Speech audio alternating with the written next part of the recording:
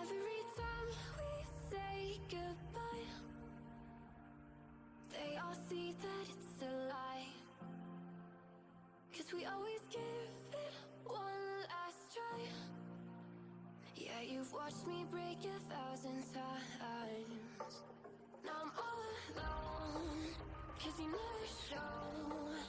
You say you will, but then you don't. That's how it goes. Don't wanna know.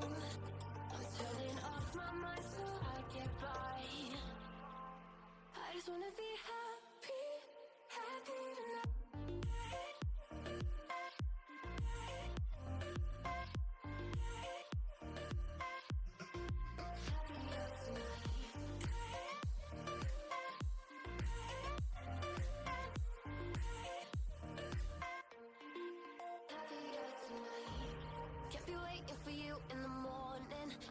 Without giving a warning, I'ma leave without giving a.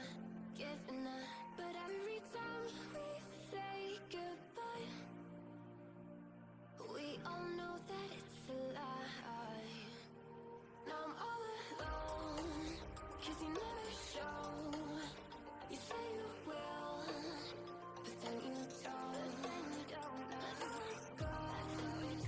Don't wanna know. I'm turning off my mind so I get by. I just wanna be happy, happy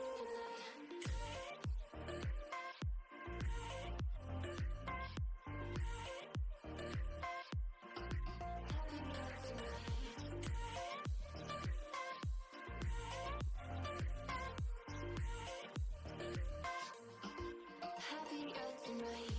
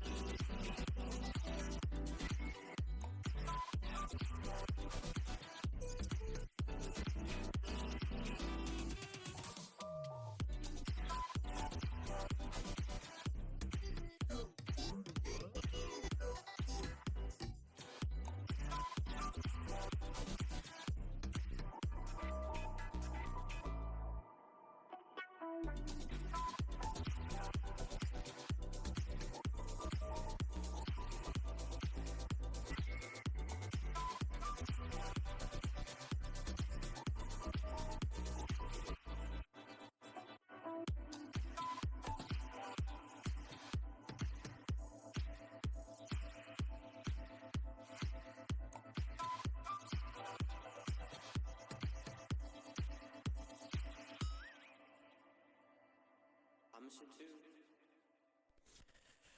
Let's watch some techniques!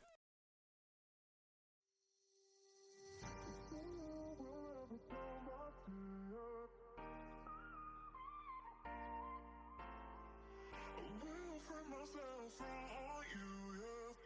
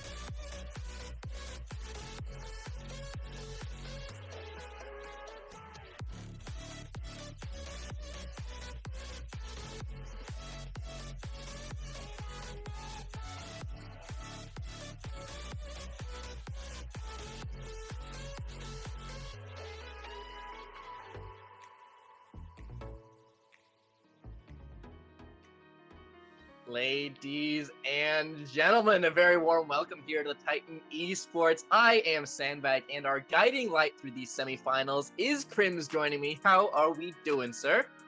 I've been steering the ship for quite some time here, and we finally made our way to semifinals, which means that there is exactly 4 teams left vying for this championship.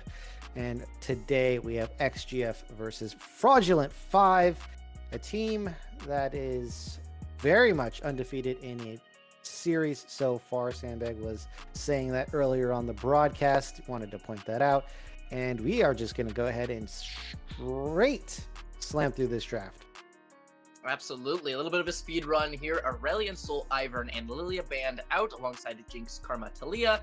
Blue 1 in this Nico alongside Ari, Zeri, and Senna returns. Some old pairings, some familiar faces. I feel like this is standard for the most part that we've been seeing. Oh, okay. Well, we're just doing a little bit of spoiler.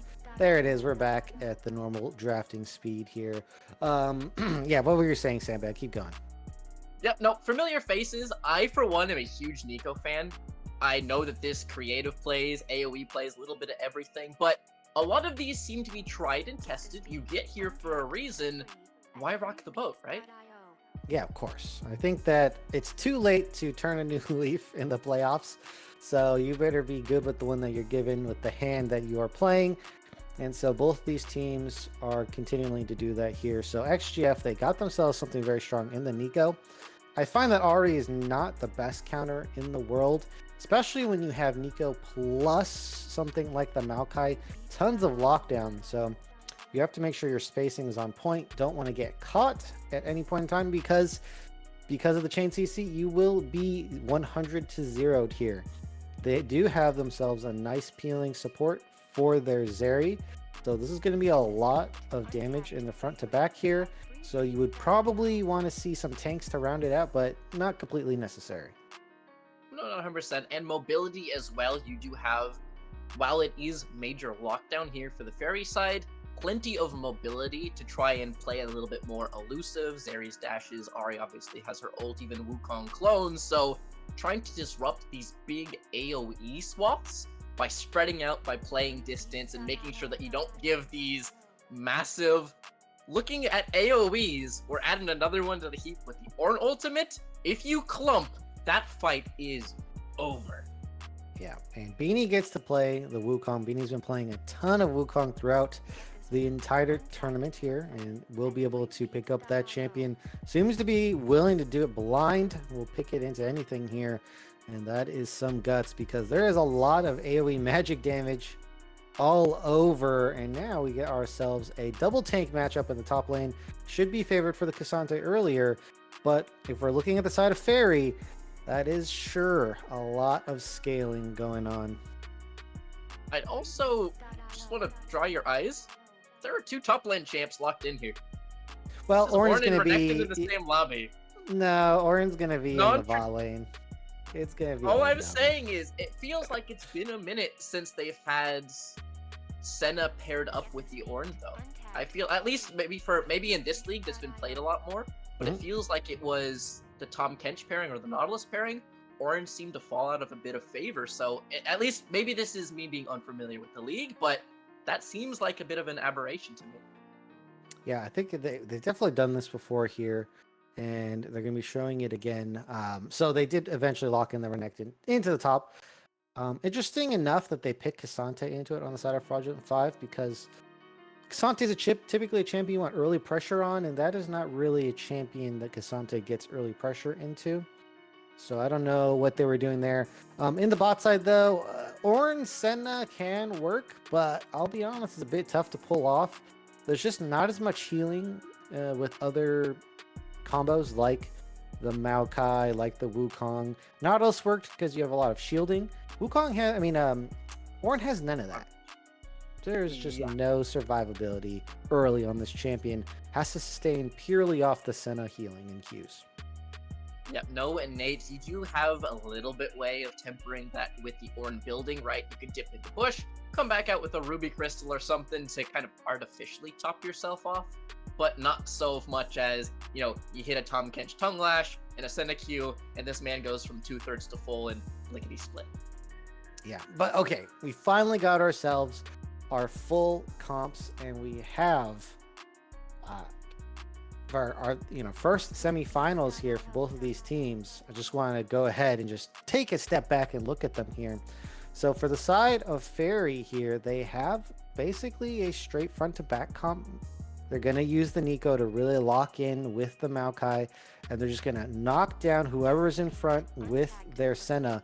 They are a bit low damage, and so they're really going to need to make sure that they focus their targets. If they are given the opportunity for picks, they should definitely take them, because if we get into the depths of the game, let's say a 40 or 50-minute game, the damage just will eventually overrun your team. Tankiness only lasts for so long, and that's where I can imagine the Zeri really pulling through with the Lulu buffs on top of it.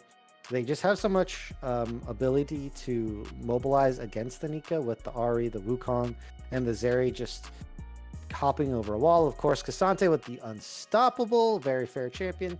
And so they can dodge XGF, and if they don't get locked down, as I said, not a lot of damage. So they really have to make sure their CC is going to hit. They're looking for the Wombo. Otherwise, they're going to run out of steam in these team fights, and then that's when Fraudulent 5 can strike back and really return fire. Absolutely. It's kind of that situation. Base stats, as you said, carry you so far. Around that 1 item, 2 item mark is where you plateau off, and then damage just catches up to you. So the X factor, I will say, for the XG side is that Nico that you've called out. Say you do expend tools defensively. You burn a flash, you lose some ult, you don't have the mobility. You have Nico closing the gap with the classic hide is some entity to get close, then flash, then protobelt, then R. You can cover so much ground, so missteps can immediately be jumped on and immediately followed up with the rest of the slower AoEs, larger but significantly slower. So looking to keep Rendleman in the game can be your way back in. On the other side, you were talking about Cassante a little bit, who's trying to play for early prio. He's trying to maybe potentially bully out a little bit. Definitely doesn't do that into Renekton, but can be abandoned. And I say that kindly as a tank player myself. You leave him up there, you say, all right, you're going down a plate, you're going down 15 CS, I want nothing to do with that lane, let's invest in Zeri. Let's play around charms, let's play around early games, and look to just kind of leave him up to his devices, give up the minimum, and really look to bear down on, as you said, what can be low damage comps out of XG if some of their carries are put behind.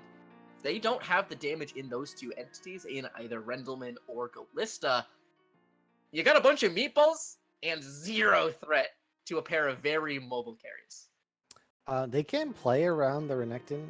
Nice lead on Renekton gives you a dive opportunity, and with a champion like Senna, who can assist from very far away, provide heals, a very strong Renekton would actually be quite deadly on the side of XGF here. Can lock down the Zeri for about 1.5 seconds, and or the Ari. It's more the trouble of getting there, of course, plus you have to get through Beanie as well, and there's just going to be too much CC in the way. But if Renekton's really strong, they could stay in the fight. There's enough CC around Renekton where I think that actually you can be a big threat, and you have to be worried for it. So the fact that they've secured themselves a winning matchup on the top side, they just have Maokai come over, lay down a few ganks, and now Renekton has a huge opportunity to deal a ton of damage, and so the rest of the team will supply the CC, and Renekton just cleans up. That's also another opportunity. I think XGF, they could go many routes in terms of their gameplay here. They could play the Senna, they could play the Nico, they could play the Renekton, and that's going to make it really hard to pinpoint where they're going to focus. And when you're playing in comp, that's a very good thing to hide where you want to play through. And XGF have secured that in this draft. Absolutely. Be a little bit of flexibility, trying not to telegraph your opportunities. It also means that keep an eye out for vision, right? In a world where you're wanting to play this more specially accessing targets for Spoobert, you want to try and make sure that you find a way onto, say, Verizon or Tark even. Vision control can be oh so important. A TP flank, even a little pocket of vision that they don't sweep out, corralling them towards the Renekton instead of him trying to go to you. If you end up backpedaling into him, that can be your way of locking down some of these slipperier characters. Yeah, and I'm just going to go ahead and talk about Fraud 5 really quickly here. As I highlighted before, lots of mobility. They have PO for the Zeri.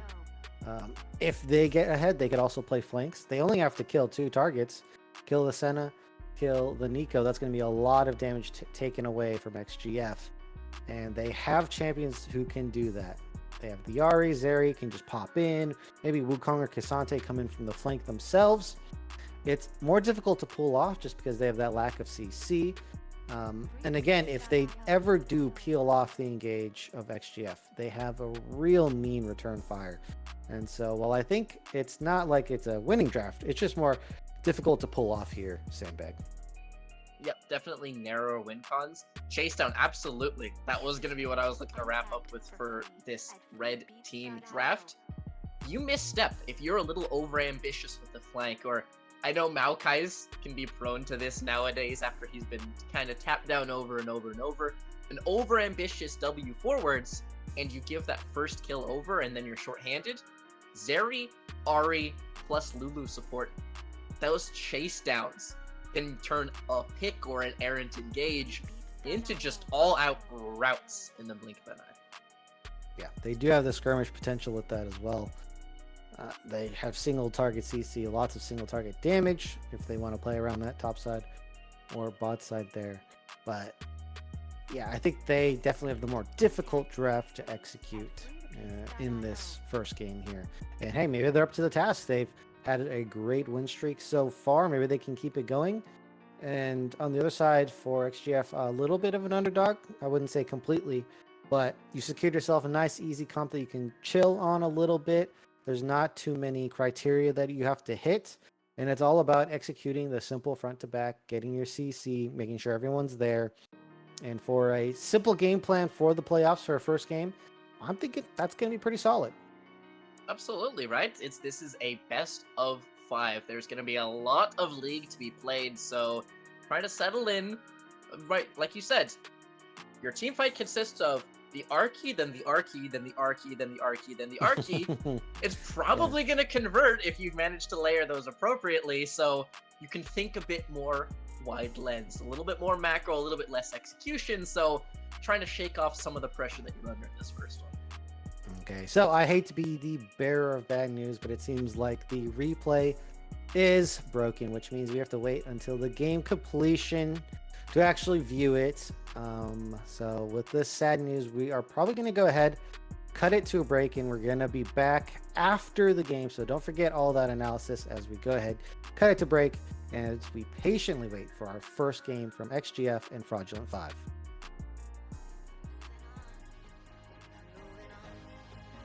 I know times are tough, but I've had enough. I'm moving on. I'm moving on.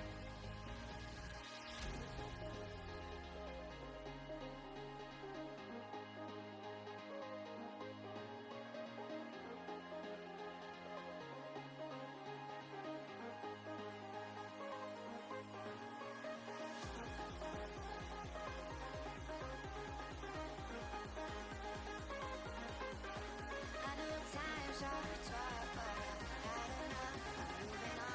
on. I'm moving on. Talking to myself and I can't focus.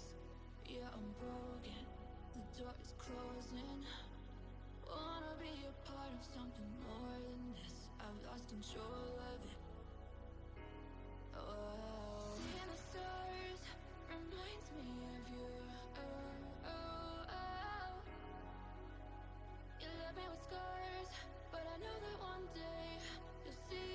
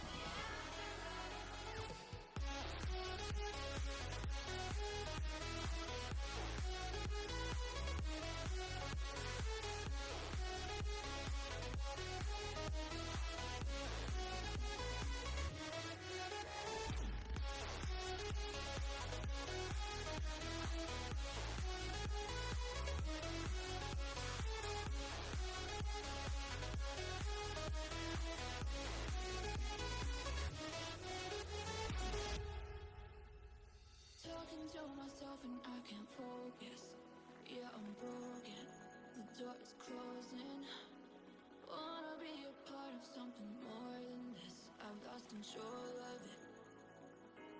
Oh, seeing the stars reminds me of you. Oh, oh, oh. You left me with scars, but I know that one day you'll see it through. You see it through. You see it through. Ay. You see it through. You see it through. We gonna live forever, forever. The afterlife. We gonna live forever, forever. The afterlife.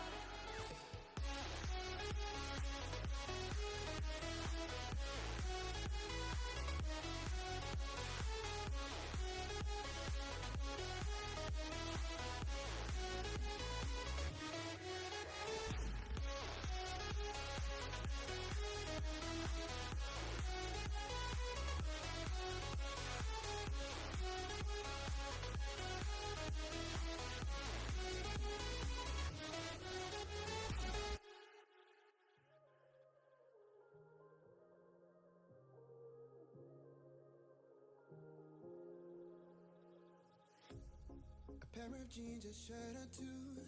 We didn't pack as if we weren't going back. It doesn't matter if it's true. I've got a feeling love will give us what we lack.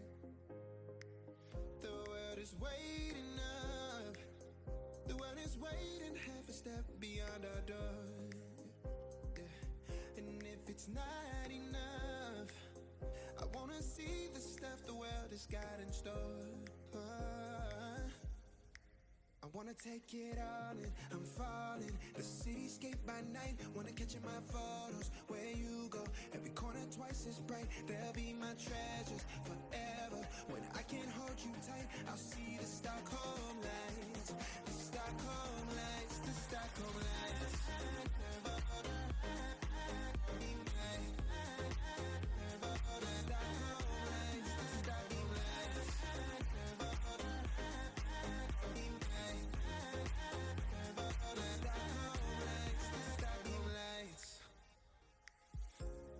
Tomorrow feels a year away, like the seconds, the beginning and the end. But if in time it's yesterday, your picture's gonna bring it home to me again. The world is waiting up. The world is waiting half a step beyond our door. And if it's not enough, I wanna see the stuff the world has got in store. I wanna take it all in, I'm falling. The cityscape by night, wanna catch in my photos. Where you go, every corner twice as bright. They'll be my treasures forever. When I can't hold you tight, I'll see the Stockholm lights. The Stockholm lights, the Stockholm lights.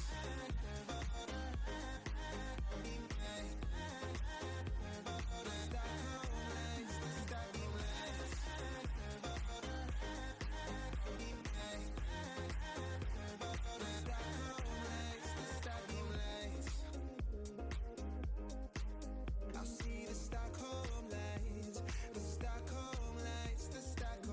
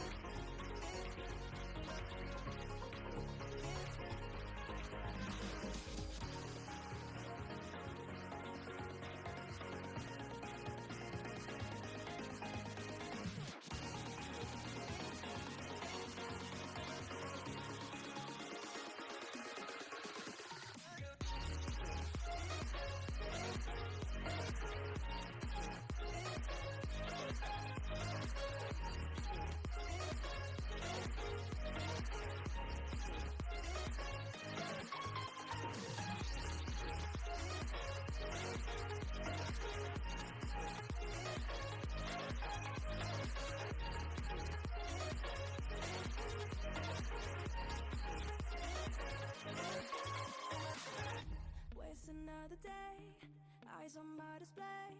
You say we need a change, and I feel that you mean it. You mean it. But you're so right, we're losing track of time, buying things online, and it's not like we need them. We don't need them. So can we just slow down? The only thing I'll do is lay here next to you. We need to slow down. Embrace the love we found. For you and I are safe and sound.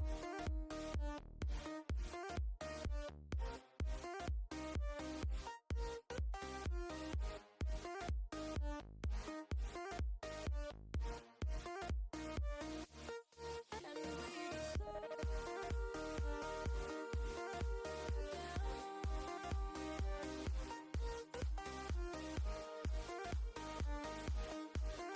For you and I are safe and sound.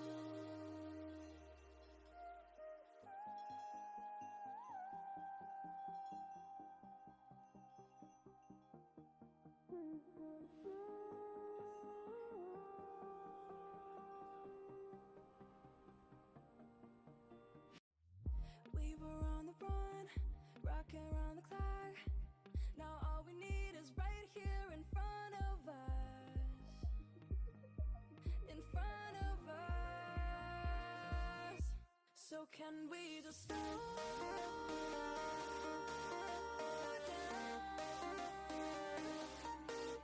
The only thing I'll do is lay here next to you. We need to slow down. Embrace the love we found. For you and I are safe and sound.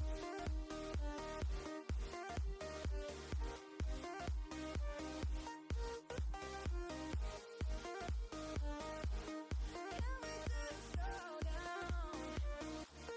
And we just waste another day. I don't understand. You say we need a change, and feel that you mean it.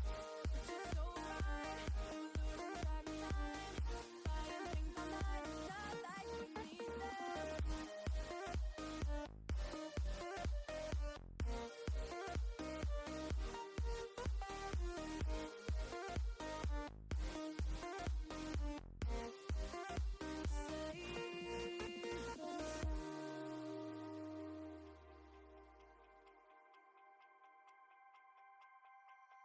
Can I be your star tonight?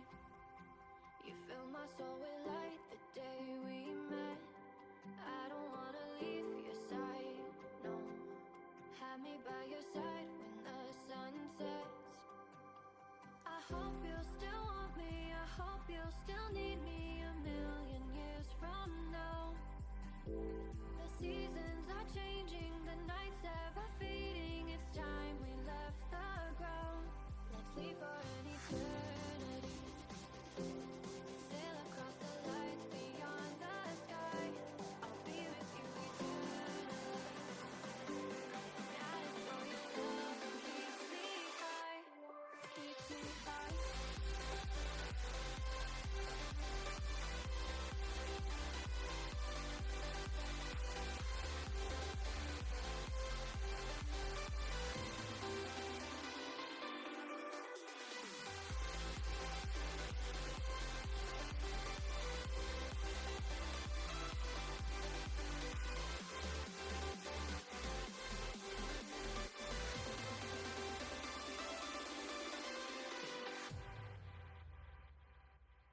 Can I be your star tonight? You fill my soul with light the day we met. I don't wanna leave your side, no. Have me by your side when the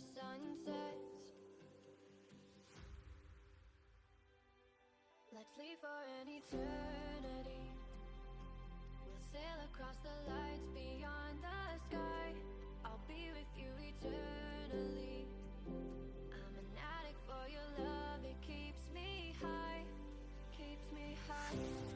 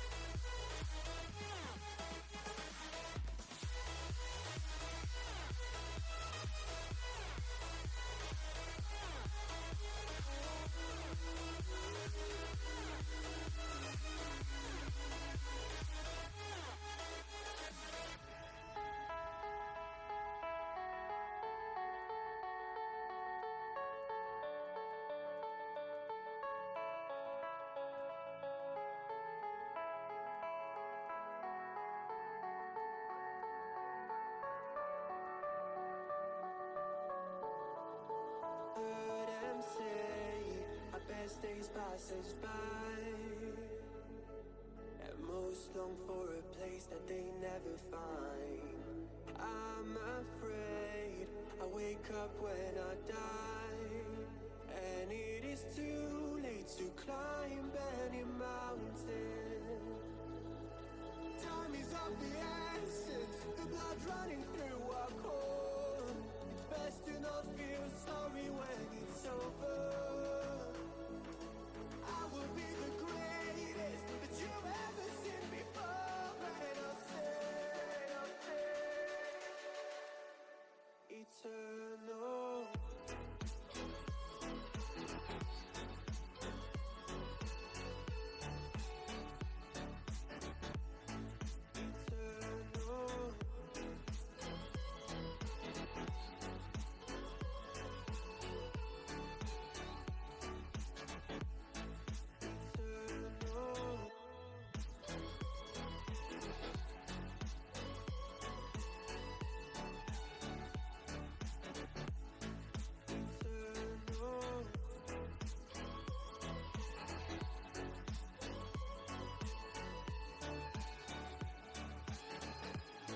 Sometimes I feel that my luck's run out. When things don't go to plan, I kinda lose my mind. I hope it's real, this life comes around. Just keep your faith and search for the fountain. Time is of the essence, the blood running through our core. It's best to not feel sorry when it's over. I will be the greatest that you've ever seen before, and I'll stay eternal.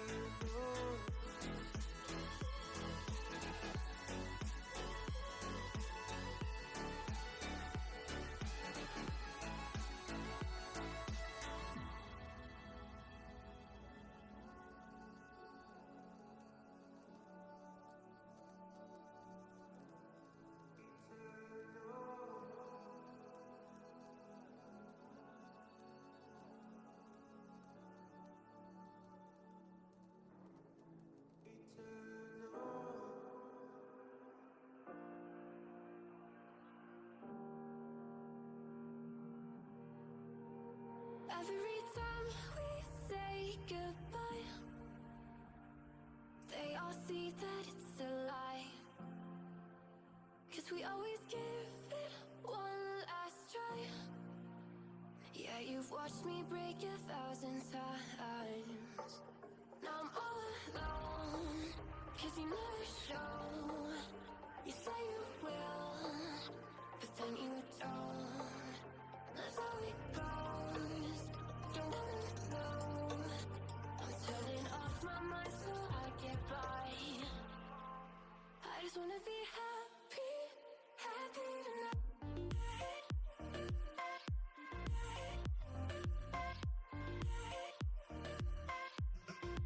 Happier tonight.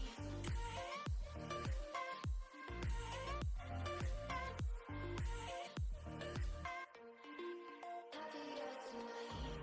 Can't be waiting for you in the morning. I'ma leave without giving a warning. I'ma leave without giving a. But every time we say goodbye, we all know that it's a lie. Now I'm all alone, 'cause you never show. You say you will, but then you don't. That's how it goes. Don't wanna know. I'm turning off my mind so I get by.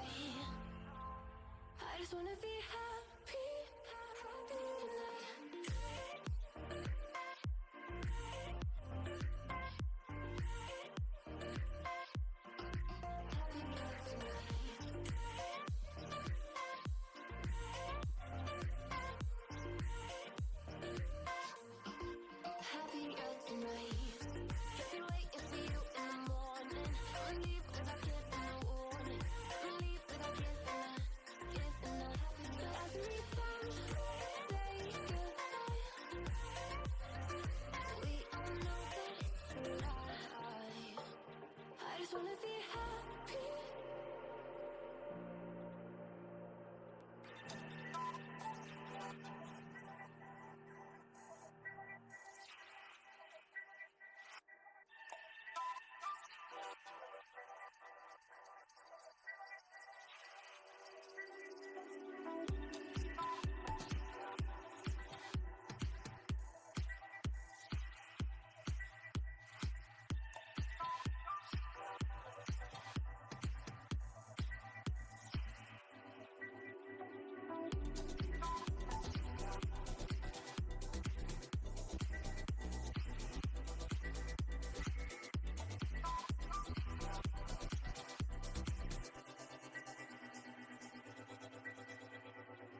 Voices going through my head. These voices telling me what I said about you, about us and what we do.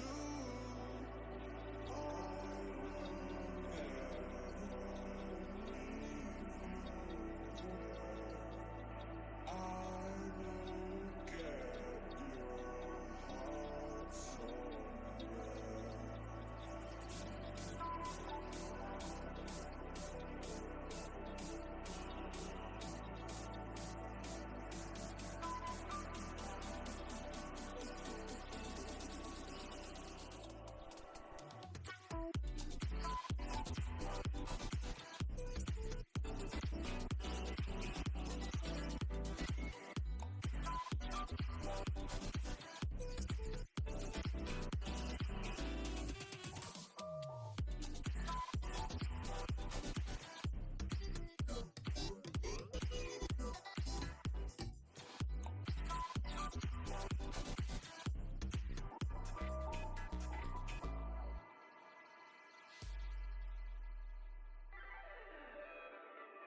Voices going through my head. These voices telling me what I said about you,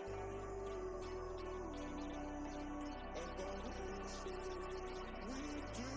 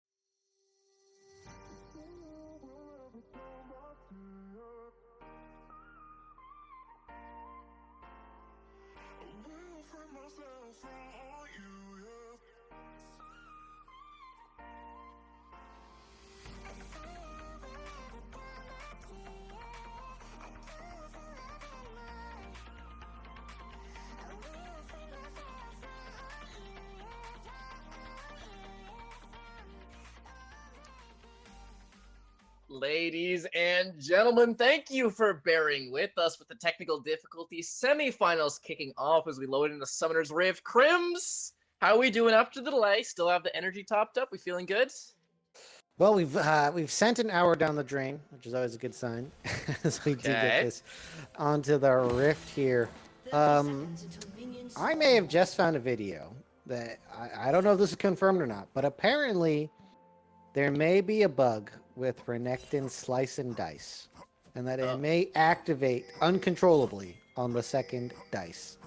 So if Spoobert just randomly flies off somewhere, that might be proving that this bug may indeed be happening on this patch. When you say fly off, Minions have spawned. what, like, is this man gonna slice 2 feet and then dice? No, into it the just enemy nexus, activates. or It just activates a second time when it. oh, it just goes off. Yeah, it just goes off. Okay. Yeah, so hopefully that's not an issue. But if Spoobert plays this game and he's like, hey, doesn't seem like my abilities are working, that may be the cause. Okay. We will keep an eye out for some rogue crocodiles just zooming around on roller skates. However, we were talking about one thing, for those of you who do remember, and that was bot lane being the Ornn and me being suspicious of it. It seems XGF agreed and have flexed it. Mid lane Ornn making a return.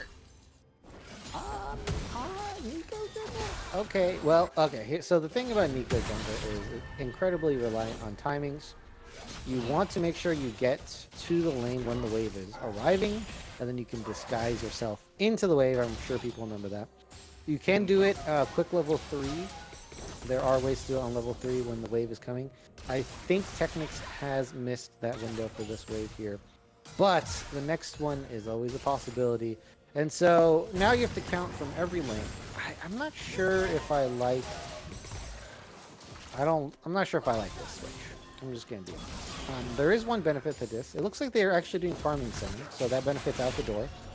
As in, your Maokai is going to get a lot of farm, which is good for your comp, but looks like that's not going to be the case. Spoobert's going under the tower for first blood. Your analysis has been revoked.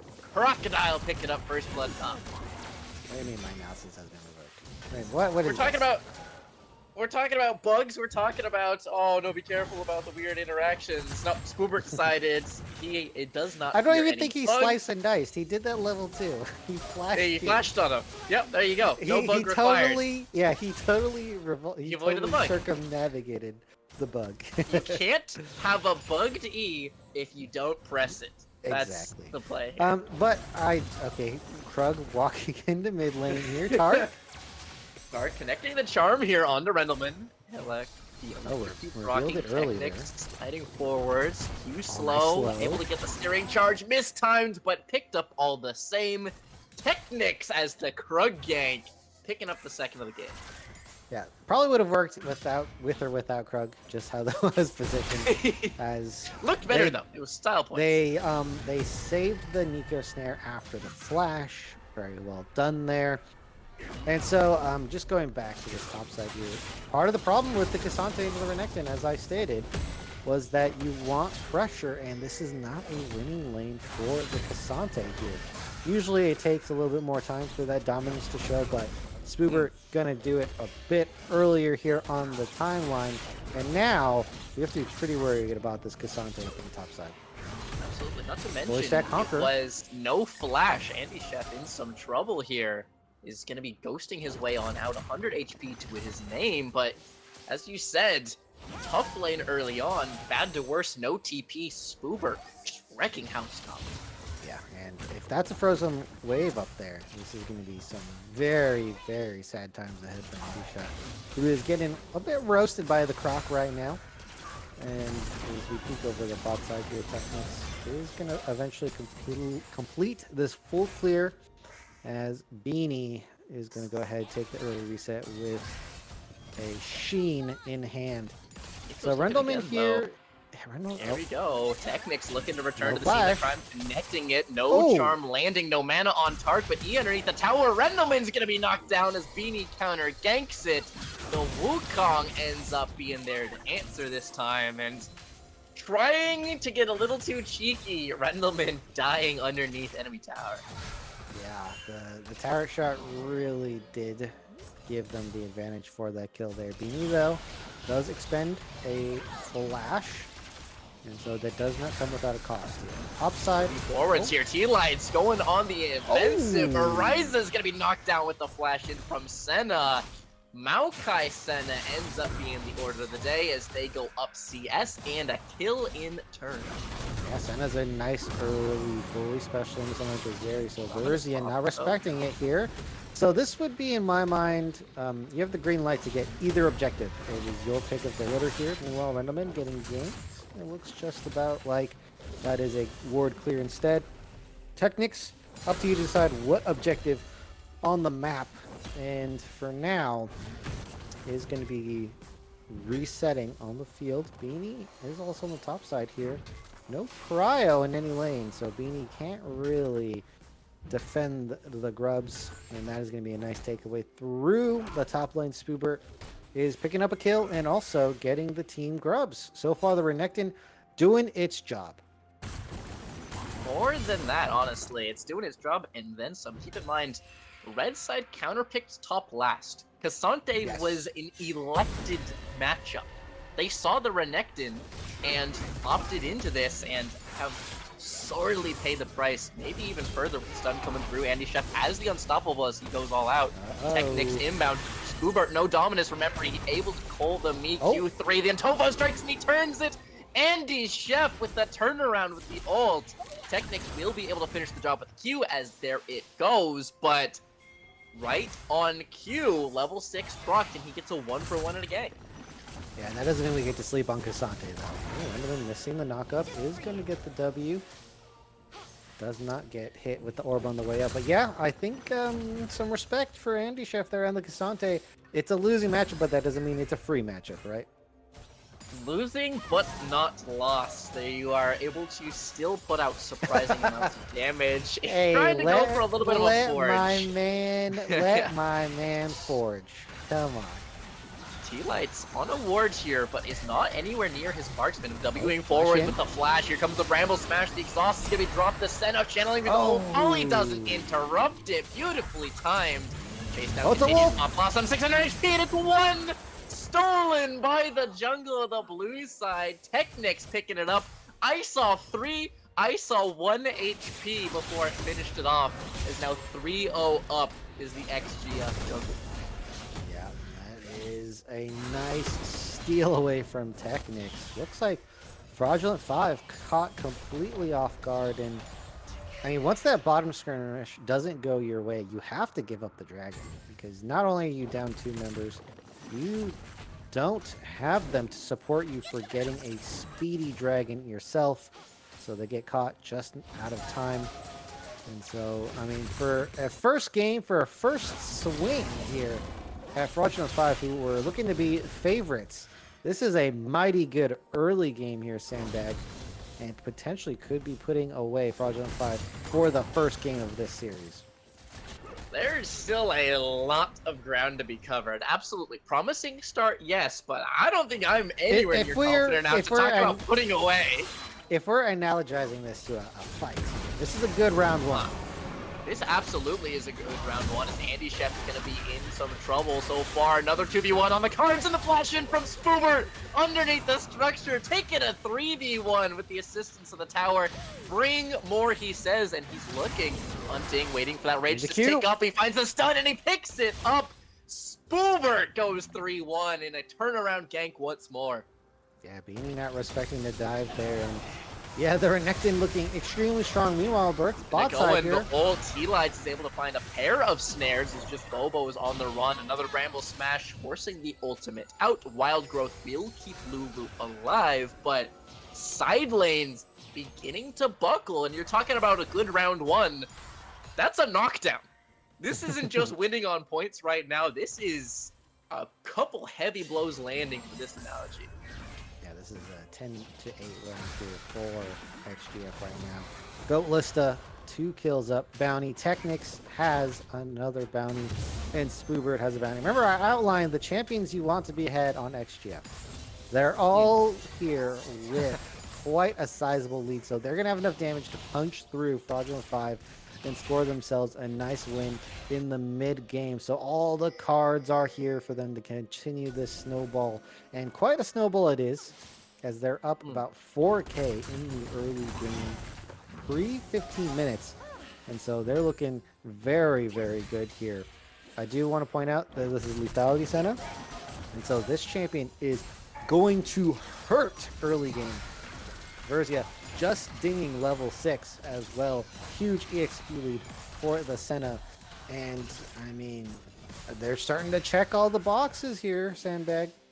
Absolutely. I was going to let you finish the point, but I was just about to call out. There was a level 10 Spoobert in the same game as a level 5 Marksman. There were double the levels of these two side lanes. It's a nice little E. Oh, is this a dive? We're looking for more. Underneath they go, and it's easy peasy. Meanwhile, mid lane flashing away, but knocked up all the same. Call the Forge God looking to turn this around onto Tark, but he's dead before the recast. Rendleman picked on once more, but at the expense of his entire map for Beanie. Look, I'll be honest. When your Auron falls behind, no big deal. As long as your damage has a lead. And that is exactly what's happening. You could gank Rendleman 1,000 times over. But guess what? At the end of the day, CC is CC. It's going to prevent you from escaping. And the rest of the team will be cleaning you up. So the rampage that's got to stop is Spoobert Tark. Going to use all of them. Whoa. All of them to avoid the grasp of Malkai there. Here it is, Beanie, round number 2. Piling on in, they sent 2 the first time and paid the price. Now they're looking for 3 down. AD Chef goes. Spoobert's looking to finish him off. Here comes the shield, and it will keep him alive. The numbers appropriate this time. A sliver left on Andy Chef, but they kill the crop. Where 2v1 wasn't good enough. 3v1. And I'll be honest, if Goat Lista was just a little bit earlier, I don't know. Spoobert might have been able to turn that around. It does. I think it's a 1-for-1 if the sweet spot lands, because you had to wait for the shield to come up for Andy Chef. So if that if Goat Lista Tark, however, hold it. Remember, no R from the first proc, so Tark forced to flash out. Sorry, you were saying? No, that's a good one. That's a good burn there for Tark to lose the flash, which means now that much more susceptible to the CC of Technics here. Technics did this at the beginning of the season, and we all just forgot, including me. Here we go, another gank on the bot side. Bobo rooted up, stunned up. The ultimate's going to be procced alongside Verizas. Trying to dissuade a bit, but Senna's still fishing here. They will be able to call it off and move back to the objective, but pressure mounting bot side. Yeah, Senna does hurt. Opportunity has been picked up. Hubert, level 11. A lot of respect. I expect this to be a little bit more stable topside now that some HP and armor picked up, but Wukong might look to flip this table. Oh, 5 seconds on ultimate. Q3 wasted, being towards. Here comes the first Cyclone, Slice and Dice proc. Meanwhile, on the bot lane, T-Lights goes under, and Golista is able to go for the alley. Oops, Spoobert finds refuge under structure. FRD comes up empty-handed, loses one bot, and gold leads continue to balloon across the map. It looks like they have. Here we go. Another 3v1. Spoobert, no ultimate this time. Has flash though. Spoobert can, at very worst, just dip on out of there. So he can opt in if he wishes, but doesn't have to, as they once again look for Rendleman, it feels. Yeah, Rendleman's the easiest target at the moment. So it's understandable if they want to beat up this Auron in the mid lane.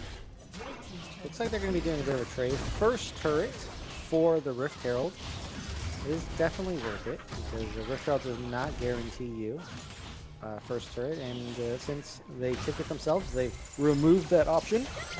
Walls, Pop Blossom lands Senna over the top as the darkness blooms. Auto not enough to finish the job. A sliver is all that's required. Tark finding an exit. But this is really dampening the effect of Ari, Still who wants to sending play praise to aggressive. Croc.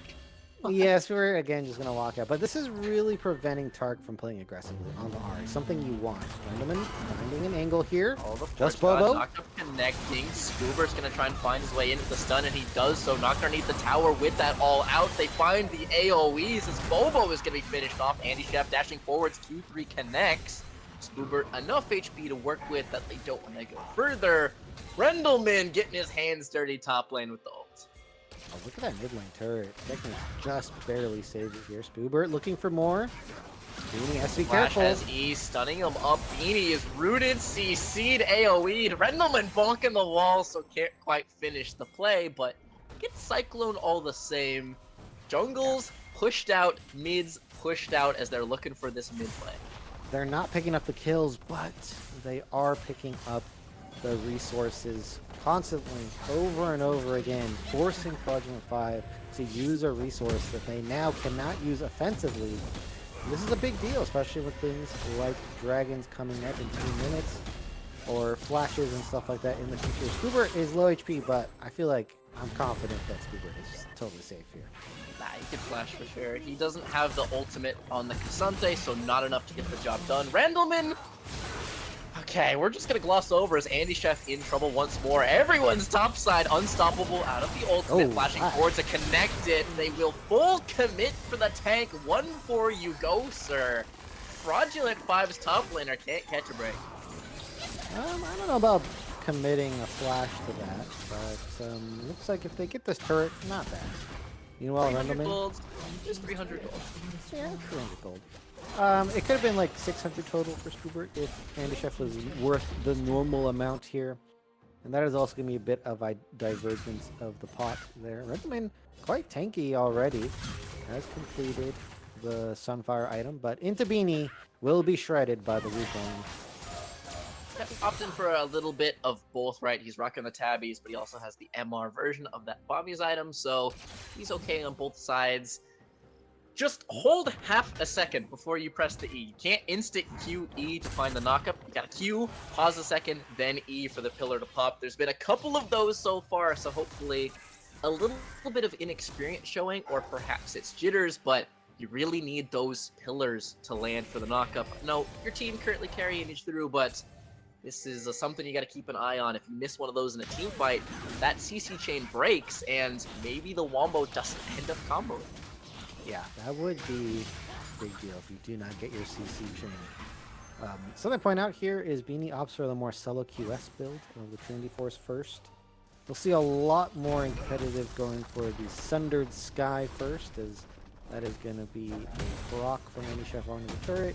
Rendelman trying to make it up there in time. Might make it just in time. As Beanie is also hovering here. This could be a dive angle, especially if this turret goes down. Trying to loop around. I think they just finished the structure in his face and then looked for the Ornn after. However, he's not ready to give it up without a fight. Brittle proc onto Andy Chef. The wave is dead. He eased his way out. First knockup connecting. Trying to burn his way through. Verizon inbound. They're piling in on this Ornn. Fellow's Breath committed. Flashing in. He goes all out to finish him off. They send 4. They get the prize. But the map will lean the way. They must back on out. 300 gold is 300 gold, sir. Tark getting caught here. Is forced to burn the ultimate yet again. Spoobert, though, has to dodge Beanie. There is no ultimate. Maokai coming in with a nice clutch disengage here. Question is, do they get the dragon? Technics has been on it for quite some time, but it hasn't fallen just yet. They own River, though, so this will be theirs nonetheless, moving themselves up to Soul Point. 19 minutes into the game to already be rocking 3 of those lizards, plus winning sides. Plus, the only real advantage enemy team has is your tank. 40 CS up, great. Some kills, fantastic. He's still an Ornn, as you said. He's still CC is CC, so it's going to take some breaks being pumped here for the Fraudulent 5 to try and haul this one in. So they're not in some kind of, unclimbable gold lead here. However, they have lost quite a bit of map pressure. They've reclaimed the outer turrets, though. Tark does not have ultimate, has the flash. If they were to fight right now, I don't think that'd be a good angle. So they fought back quite a bit on the turret side. They've caught up, actually, which is quite the feat, something they really needed to do. And so macro comes through. However, they did give up 3 dragons. And so now they're basically forced, and if necessary, will be a head-on fight against XG Fairy. And I am not liking their odds in a straight head-to-head fight at a dragon and or baron. Not at all. I think the great litmus test of Drake fights, typically, if you need to isolate it to one variable, check out AD carry items. That always is a good way of looking, hey, how's this game looking? I'm looking at 2 lethality items completed versus a lightning bolt in inventory on the other side. This is an uphill battle, to say the least. Yeah, the Static Shiv is more of a farming, coast you into your item spikes kind of item anyway. And so the damage differential will be great. Credit, though, to Fraud 5 here, because they're not, for how the game's going, they're actually not that far behind. 12 and 5, but they're only down, what, 3k now? So if they've stabilized the game, they are bleeding. They're going to need to patch it up, and that would be fixed by securing themselves a dragon into probably a baron. Is that a tall task at hand? Yes, it is. But it is a way for them to stall out the game and eventually win themselves here. They've basically evened out on map pressure, but I feel like they're going to have to give eventually at this 2-minute mark. Technics looking for another play. They have to save their flashes for the next dragon. On the flip side, Fairy just burn their flashes, and then if you fight the dragon, it's a win. Jumping on jungle, Beanie is able to find a 2-man knockup though, trying to disengage the Maokai ultimate. Spoobert looking for flanks. Just Bobo's going to be providing the shielding. Glitter Lance through, the rest of them, but Beanie is cut down. They find one. They will be up in time for this Drake, and a couple of sums and spells expended, but for the most part, it's still Drake Battleground. I see Baron Pings. They are quite strong right now. We're walking straight into Andy Chef. Marching forwards, having that Eclipse shielding, Slice, Dice, disengaging, and Q3 not finding the mark. They have a pink to cover off the vision. They sweep it out with the blue though, but 9k HP. This Baron is falling. They're trying to sneak it here. This Bobo hasn't found out just yet. I mean, they should be able to see that this bright animation getting out. Now they see a Tark here on the flank. No jungle contest here. Gonna be marching in. Smite secure. They trade their support, and can they find the fight on the back of it? FRD inbound. Here comes Call the Forge God, splitting the uprights. Tark is forced to ult out. Inbound Cassante. They jump onto Rendleman. The punching bag once more. The sacrificial lamb, perhaps. The Ram is gonna try and find the exit. Bell's Breath turning it around. Not enough damage. Ultimate from Lulu keeps them up. They lose to get Baron. And Drake still up in a minute. There's going to be more bloodshed. Here comes Beanie over the wall. Spoober demolishing enemy mid as Beanie's going to be forced into retreat. Technics giving chase. Goat List to try to provide support. Pop Blossom finding 2. The AoEs as Spoober continues to rip and slice and dice his way through backlines. Bobo on the run. The AoE from the Senna. It's top kingdom here as it's a triple kill to Renekton. Shut down over to the jungle. Beanie's able to pick up his opposite number. The Renekton unchecked. Goat Lista backpedals. Slice, Dice, Andy Chef, can they finish the job over the marksman fall? The Q heals enough. An unofficial quad for top. Spoobert wreaking havoc in the fight. The ace comes through and the Drake all but theirs. Yeah, that was a nice unofficial quadra being picked up there. Spoobert pretty close to the Penta. Just needed a bit more time with Beanie and would have had it. And great play coming out. And as I'm saying, the Nico is not only providing damage, but that CC lockdown for these team fights for Spoobert to get in. They might have taken a step too far, but it is Goat Lista who is going to bail them out of this scenario. Who is also having an excellent game. 2.5 items in, almost has the armor item completed here. As Tark trying to face check, they're trying to get control, some semblance of vision in this river, but it might cost them their lives and the game. Trying to lean their way in. No TP on top. Andy Chef is forced to walk with his own 2 feet. Renekton the one to watch here. Quad in the first one, and backlines will falter in his presence. Trying to get vision. Blue secured. Drake not starting. They see Technics mid. They're going to walk in now. RTF could force mid lane if they wanted to. Or the Good connecting break set up. 7k HP, Spoobert leading the charge on in. There it Andy is. Chef way. Call. Here comes the Ornn ultimate, picking up one so far. 1700, the Drake Oh, is gonna be Technics. smited down. 73, it goes to Wukong. No soul secured. Verizon back pedals. Polly on the Spoobert. Spoobert. He finds his exit. Pop Blossom picking up 2. It's blue side leaking their way through this. Eli's finding an exit. Tarek the one to watch. Technics will fall.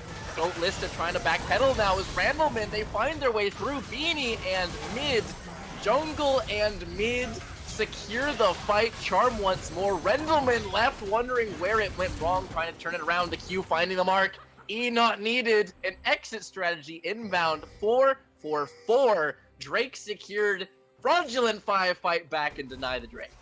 Yeah, that was quite the mountain they just scaled. They got themselves a dragon, preventing the stacks. XGF, they had full opportunity to go down mid lane with Baron. They opted in for the fight. I don't blame them. It looked like they could have won it. But a couple key factors here is Andy Chef with the clutch kidnap onto Technics, preventing the Nico from being in the pit and away from the team. That was such a massive play. And not only that, Tark is able to actually get onto the flank, help kill Goat Lista, and Spoobert, who was chunked straight from the beginning. Without the CC, without the Nico there, Spoobert does not have as easy of a time getting into the backline, and it showed. They, however, have gotten themselves a bigger gold lead. They've lost Baron, so Fraud might have bought themselves enough time here, but they're not out of the woods just yet. Not at all. The polymorph to deny the peak ward for just a moment. That's a little bit of a, no, you can't have this. We're not willing to give it up. Here's 2 tanks trade on out. It is reinforcements that matter, however. So Andy Chef backpedaling, Technics finding the ultimate. The roots come through. Andy Chef cut down. It's just a matter of who not win. Waiting for that Q. Don't make a liar out of me as he turns it around. Technics is popped. Andy Chef will live. Casante Gaming heard the call and took umbrage. Goat List is going to be chased down by Beanie as Wukong gives chase. Root connecting, but the autos fly through. Making a liar out of me is the top. Andy Chef picking up a 3-0 for his team. Yeah, they were caught slacking and lacking there. They were just a little too comfortable. And with Andy Chef, nice escape, barely making out, I believe. Just Bobo with the shields providing that last bit of sustain needed. And they find themselves another winning skirmish back to back here. They get this turret. That's going to be a turret bounty that could be huge for their pockets here. Rendleman, just the lone tank, is going to be able to fend them off, as that is going to be a bit of a nice save. But yeah, I mean, maybe they're just too relaxed, too comfortable in this one. And if you're Fairy, even though, because you don't have the God mode knowledge of knowing you're still up to 3k, you don't have all of these advantages, you feel the pressure start to build up, right? You feel the game starting to swing the other way, and this is a matter of, you've made it to playoffs, you need to settle it, you need to get back on the horse, convert your soul, but momentum can be a very powerful tool here for Fraudulent 5. Yeah, they found themselves some nice moments, and they're probably feeling it in the game right now. We can win this. This is winnable. XGF made some huge mistakes, and for the opposite side, you know, typically it's the negative mental of not wanting to throw that causes you to make a mistake on the side of XGF. Trying to get my thoughts together there, but yeah, the fear of making mistake is what you want to avoid from XGF. They have to recalculate, get themselves in their stance in this game, recalibrate, and say, okay, we can make the winning play again. Absolutely. 55 seconds till this final Drake. XGF wants this desperately. Get this cash in, get these tanks buffed up with these Mountain Soul. You got 42 seconds. A little healthier on the bot items. That list is test, but you're talking about, but still massively uphill. Yeah, they have found themselves about 30 seconds left till this dragon. We don't have mid-file. Spoobert working magic on the top side, but not as much damage as before. The tank stats are coming in. Engage coming through.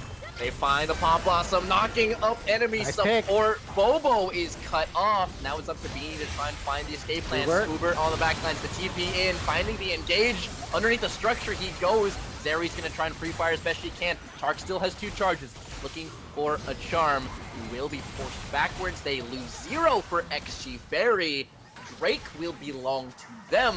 Jungle finding an exit. Tark's gonna look for more. Charm connecting, both pass-throughs. Spurbert healthy enough to backpedal to his team, and then send a top up. That should do it for the Soul. XG Fairy pick up 2 and the Soul. Nice pick up there. Andy Chef didn't even bother TPing, so actually will have pressure onto this turret here. But with that mountain break completed, one of the best in the game, the extra shielding is going to help Spirit survive so much longer. Just that much more difficult to take down while he's trying to kill your backline. Same thing with Lista and T-Lights here. As Andy Chef is popping Ghost to get out. Spoobert continuing to give chase. He has the summoner secured. Baron down to 6k in the meantime. Jungle nowhere to be seen. Technics has a smite charge, so a miracle required to try and get their hands on this. Bobo's gonna look. Posted up in the back, smiting it down. Fight kicks off. Tark is forced to use both charges. He's got 1 more left in the tank. Spoobert now marking. They get their Baron, they get their Soul. Resets come through, and the Fairy fans sigh a breath of relief. Yeah, they've definitely re-established control of this game. With Rendleman hitting 16, that's 3, actually count them, full ornaments coming through here. So the extra stats just in time to win this game here. And that's what they're going to need on this final Baron push. I want to see a clean execution of a finish. And so far, it looks like they're going to try to just send Spoobert up topside, smash through these turrets. And they're going to have to defend Andy Chef on the bot side. Rendleman is up for the task. He's able to just be the pressure release valve, right? He's just been absorbing all day. Tark cannot stand against Spoobert's onslaught. Not with the Baron buff. Waves last a little bit too long, so death by 1,000 paper cuts. Top Rendleman, however, a much easier time. Mid T3 smashed open, and Fraudulent 5 spread too thin. But they're not even defending this mid lane. They just gave it up for free. They're trying to look for a pick on Rendleman. I mean, it's not even worth it to kill Ornn at this point. He has TP. Just TP's back for the win. Andy Chef gonna try to get a 1v1 kill, but too close to the turret, and they've given up so much mid lane here.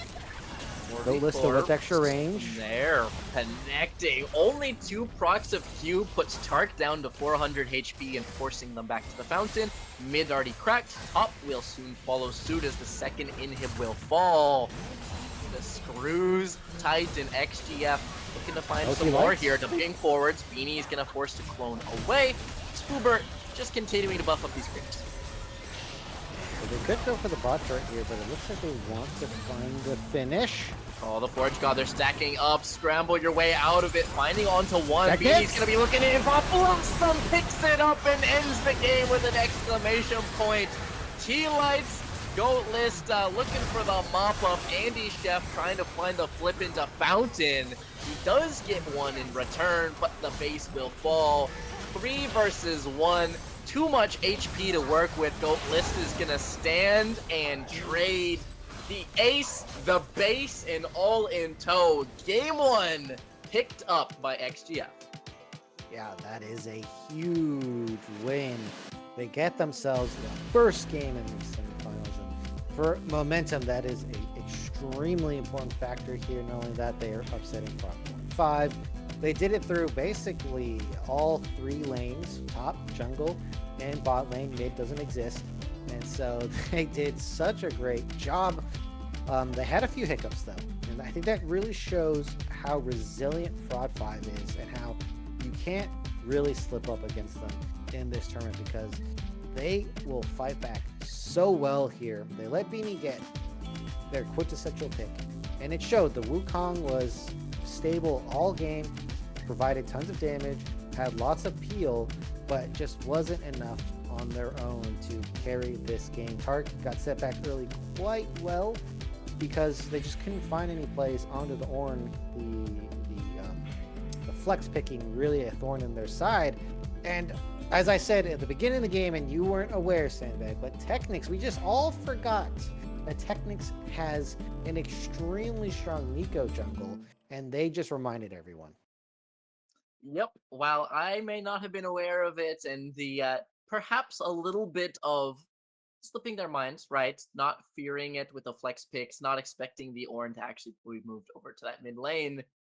It came back to bite them, right? It was absolutely the linchpin in this, trying to make sure that you play off your Renekton. You have 2 threats, the big exclamation point on the end with the ultimates. Happy days, cruising along in, picking up game 1. So XGF, more than happy with this one. Yeah, and we got way more games to play here, so we're gonna go ahead send it to a break.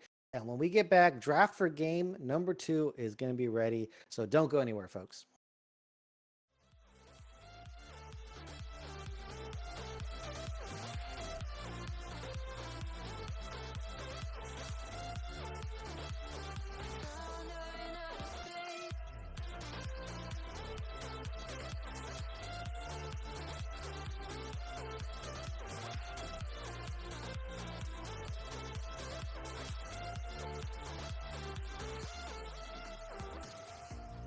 Wait for me.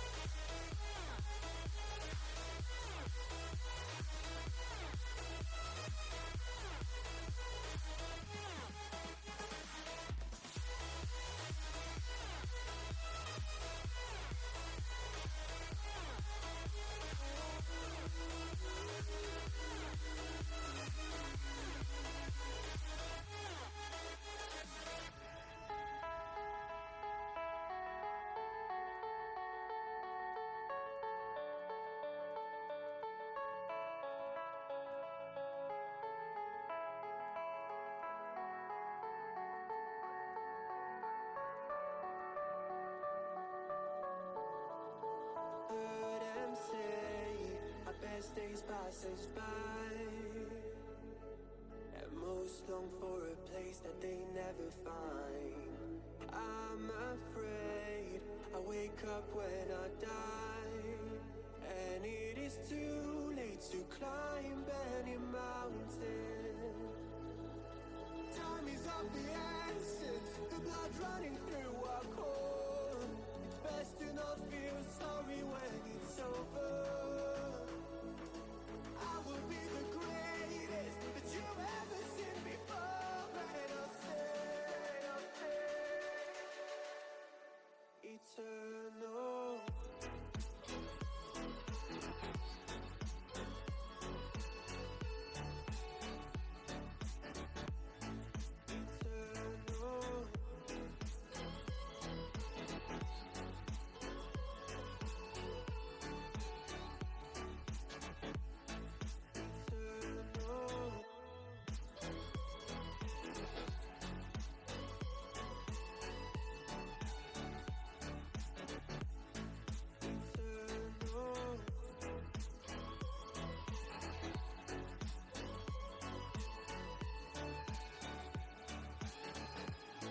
Sometimes I feel that my love's run out. When things don't go to plan, I kinda lose my mind. I hope it's real, this life comes around. Just keep your faith and search for the fountain.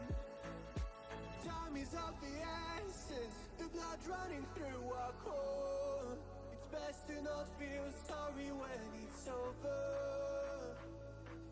I will be the greatest that you've ever seen before, and I'll stay eternal.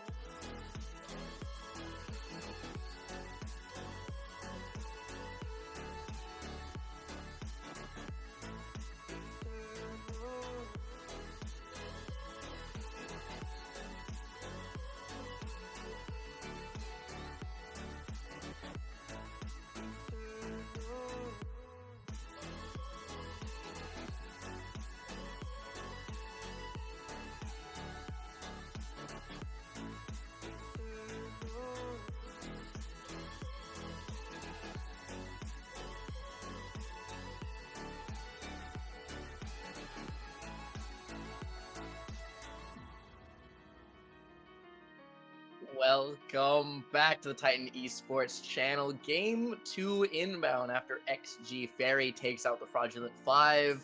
Couple of big pickups. The Nico on one side. Wukong doing his best to hold the line. Not quite enough. Looking for some alterations as we load into Draft Your Crims. Thoughts on the gut take after that one?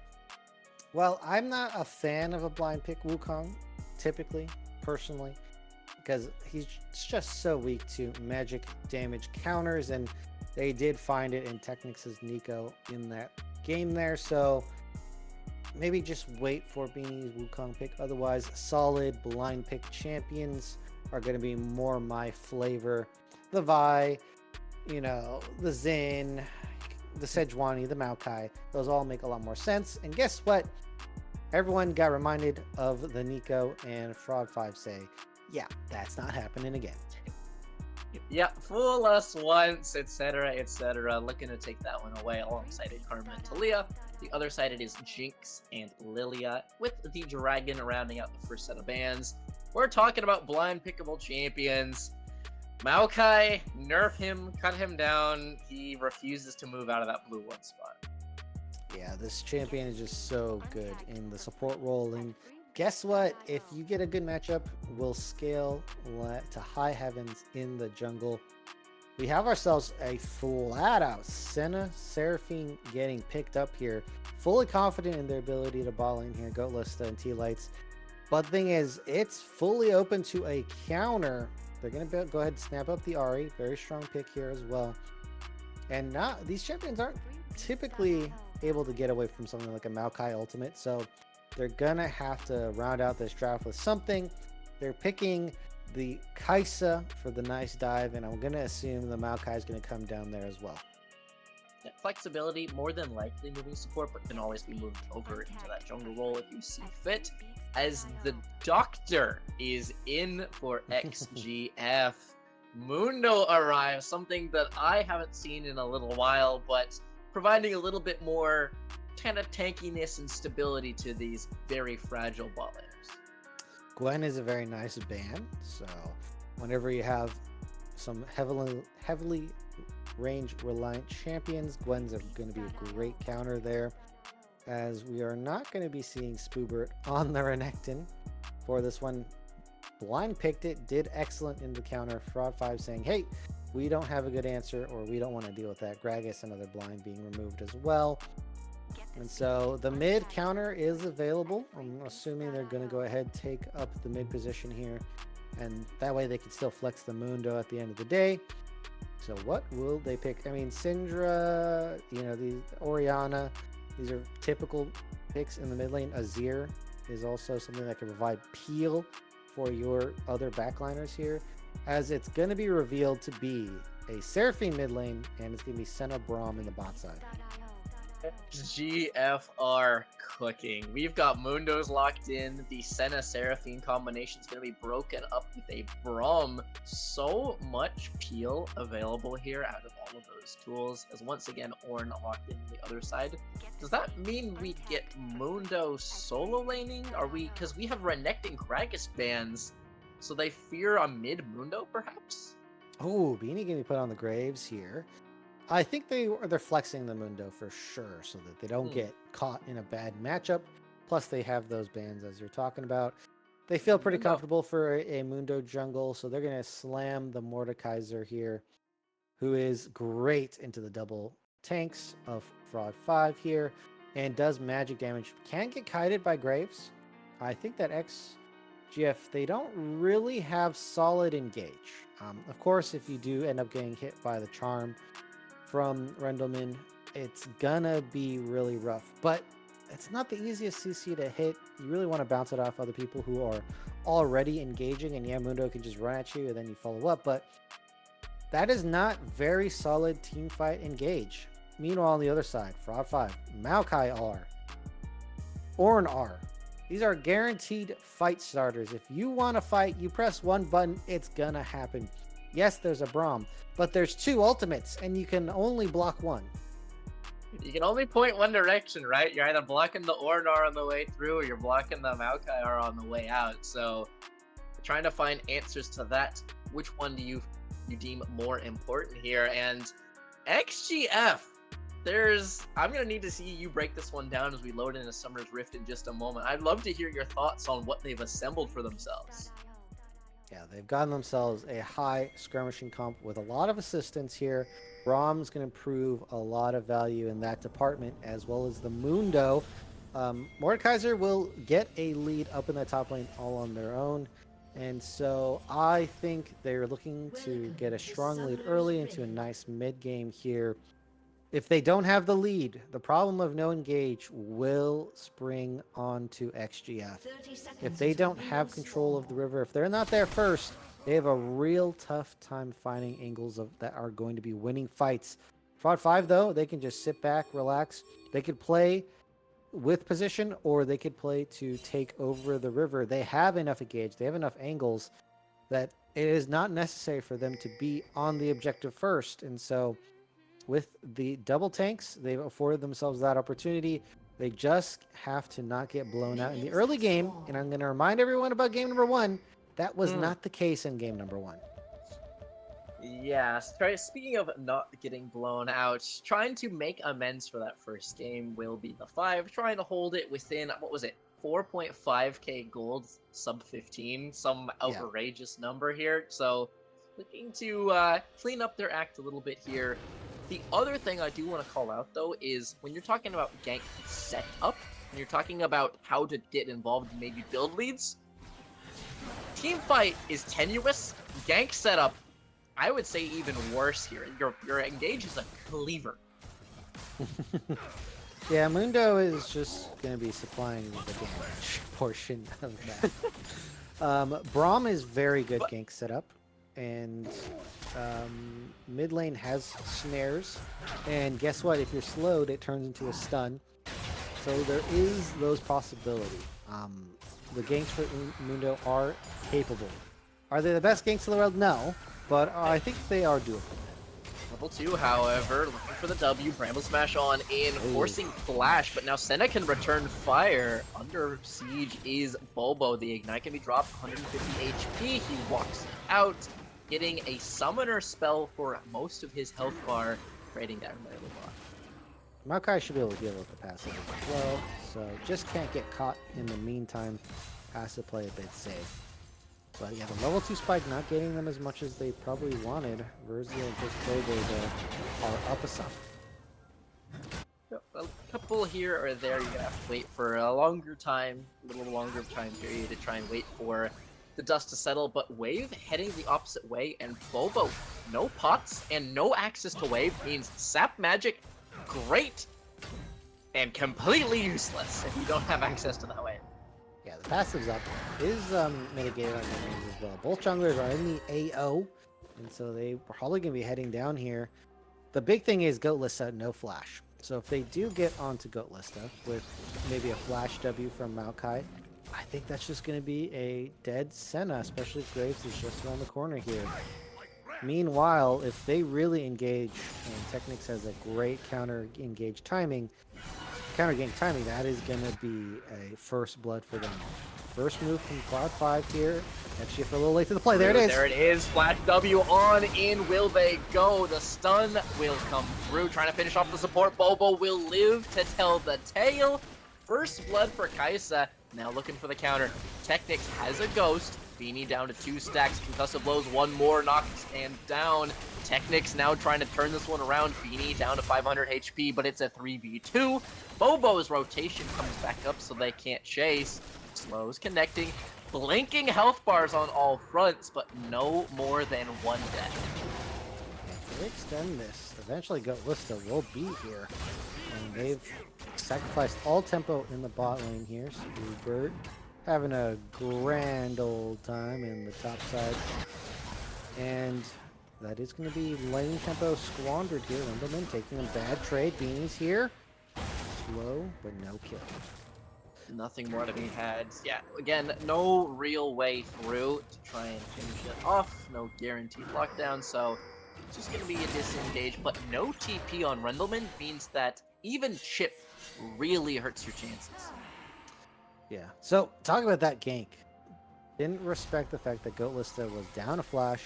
Just Bobo can just flash engage whenever.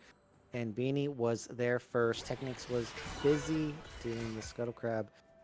Not conscious or nascent of the fact that Goatlista could die. And it was there late. And so great first blood picked up from Fraud 5. Beanie with the awareness to skip Crab.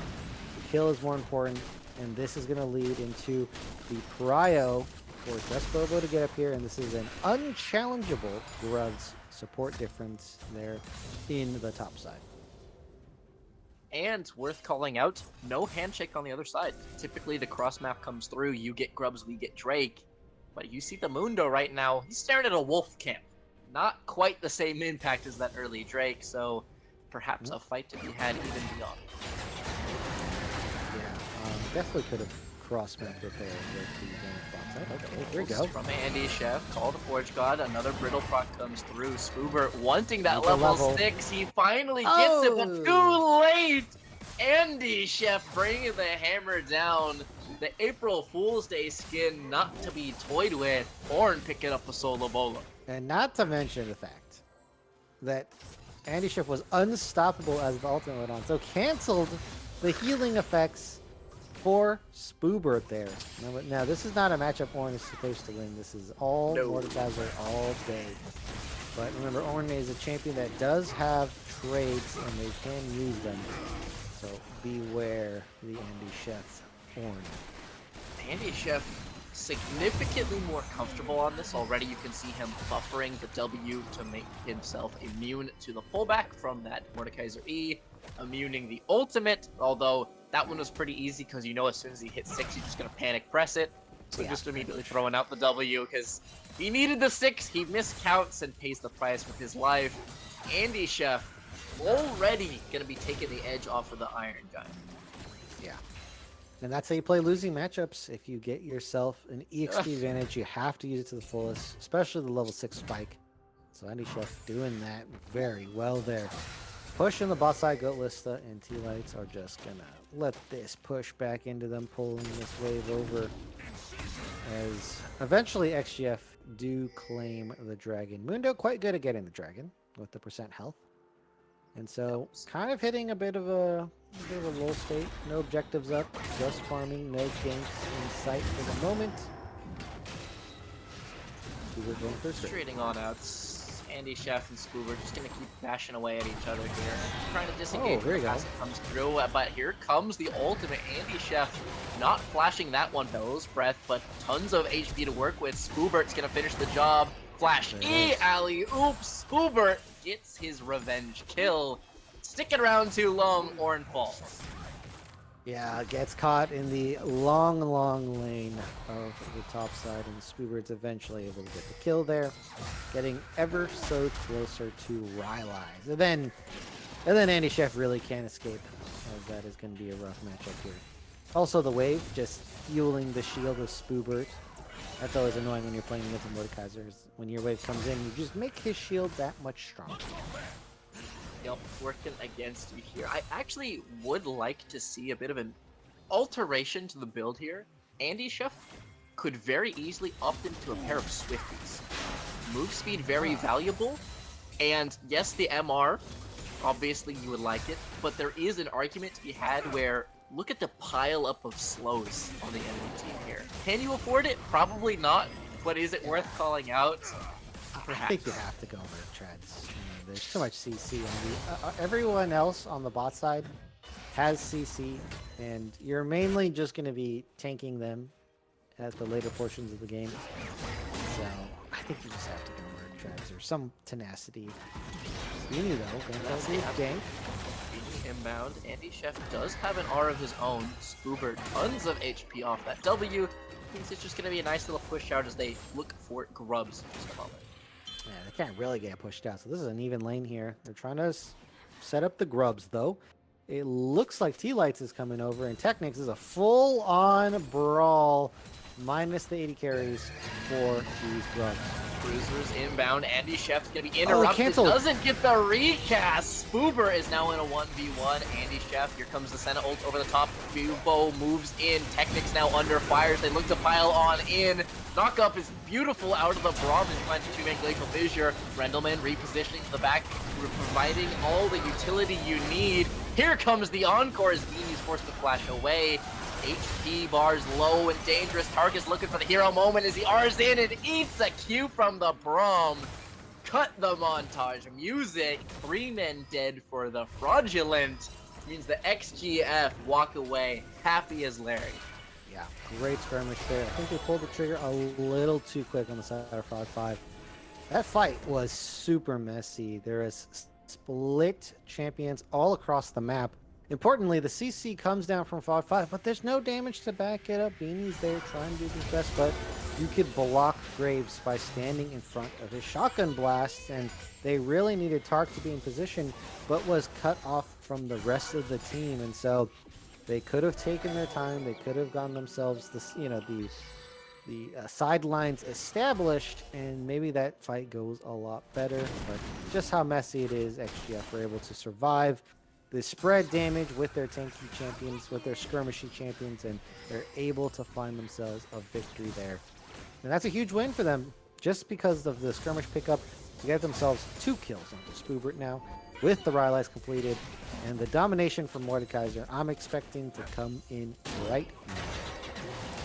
Yeah, the solo kill was nice. I expect to see exactly 0 of those moving forwards. For Andy Chef is now he's on the back foot as Bobo's going to be slowed up. He does some blows down to half HP, but he's got reinforcements inbound. Bramble Smash. T-Lights is now going to be trying to get his exit strategy. He gets stunned. Down to half, cleansing his way out of it. The cleaver lands, though, not flashing in time. It is T-Lights flashing forward with a Q of his own. Beanie trying to hold them off as he fires back into 3. Mundo ultimate. still has canister, meaning he can't be CC'd as things go spell immune. Concussive blows begins to stack. Verizon's gonna be ducked up by that ultimate. Tark is now chased down by the Mundo. Oh, there it is, double charm. And AoE, the charm is gorgeous. One man down so far, but here comes the orb. They line up, knock him down. Two-man ult. The E forwards as T-Lights falls as well. Re-engage comes through as Technics now looks for something back. Spoobert on the flank. The recalls fly through. Wing away from the knockback as Andy Chef does not have that tool available. Here comes the Mordekaiser. Rylai's in tow, slowing them down. Stuck in molasses, he will fall. Spoobert gets one back. Everyone's here for the party. 12 minutes in. 10-man bot fight, sir. Yeah, that was a lot that happened in that fight. TPs are blown. Spoobert actually walking down the whole time. And flashes galore in that last fight. In the end, I think it's just only a slight advantage for XGF here. T-Light's going to run straight into Beanie. No one really on position for the Dragon either, as the resets are mandatory. And the tempo looks like it's going to go to Fraud 5 here, despite the fact that they did lose that fight. They're not going to regroup for it.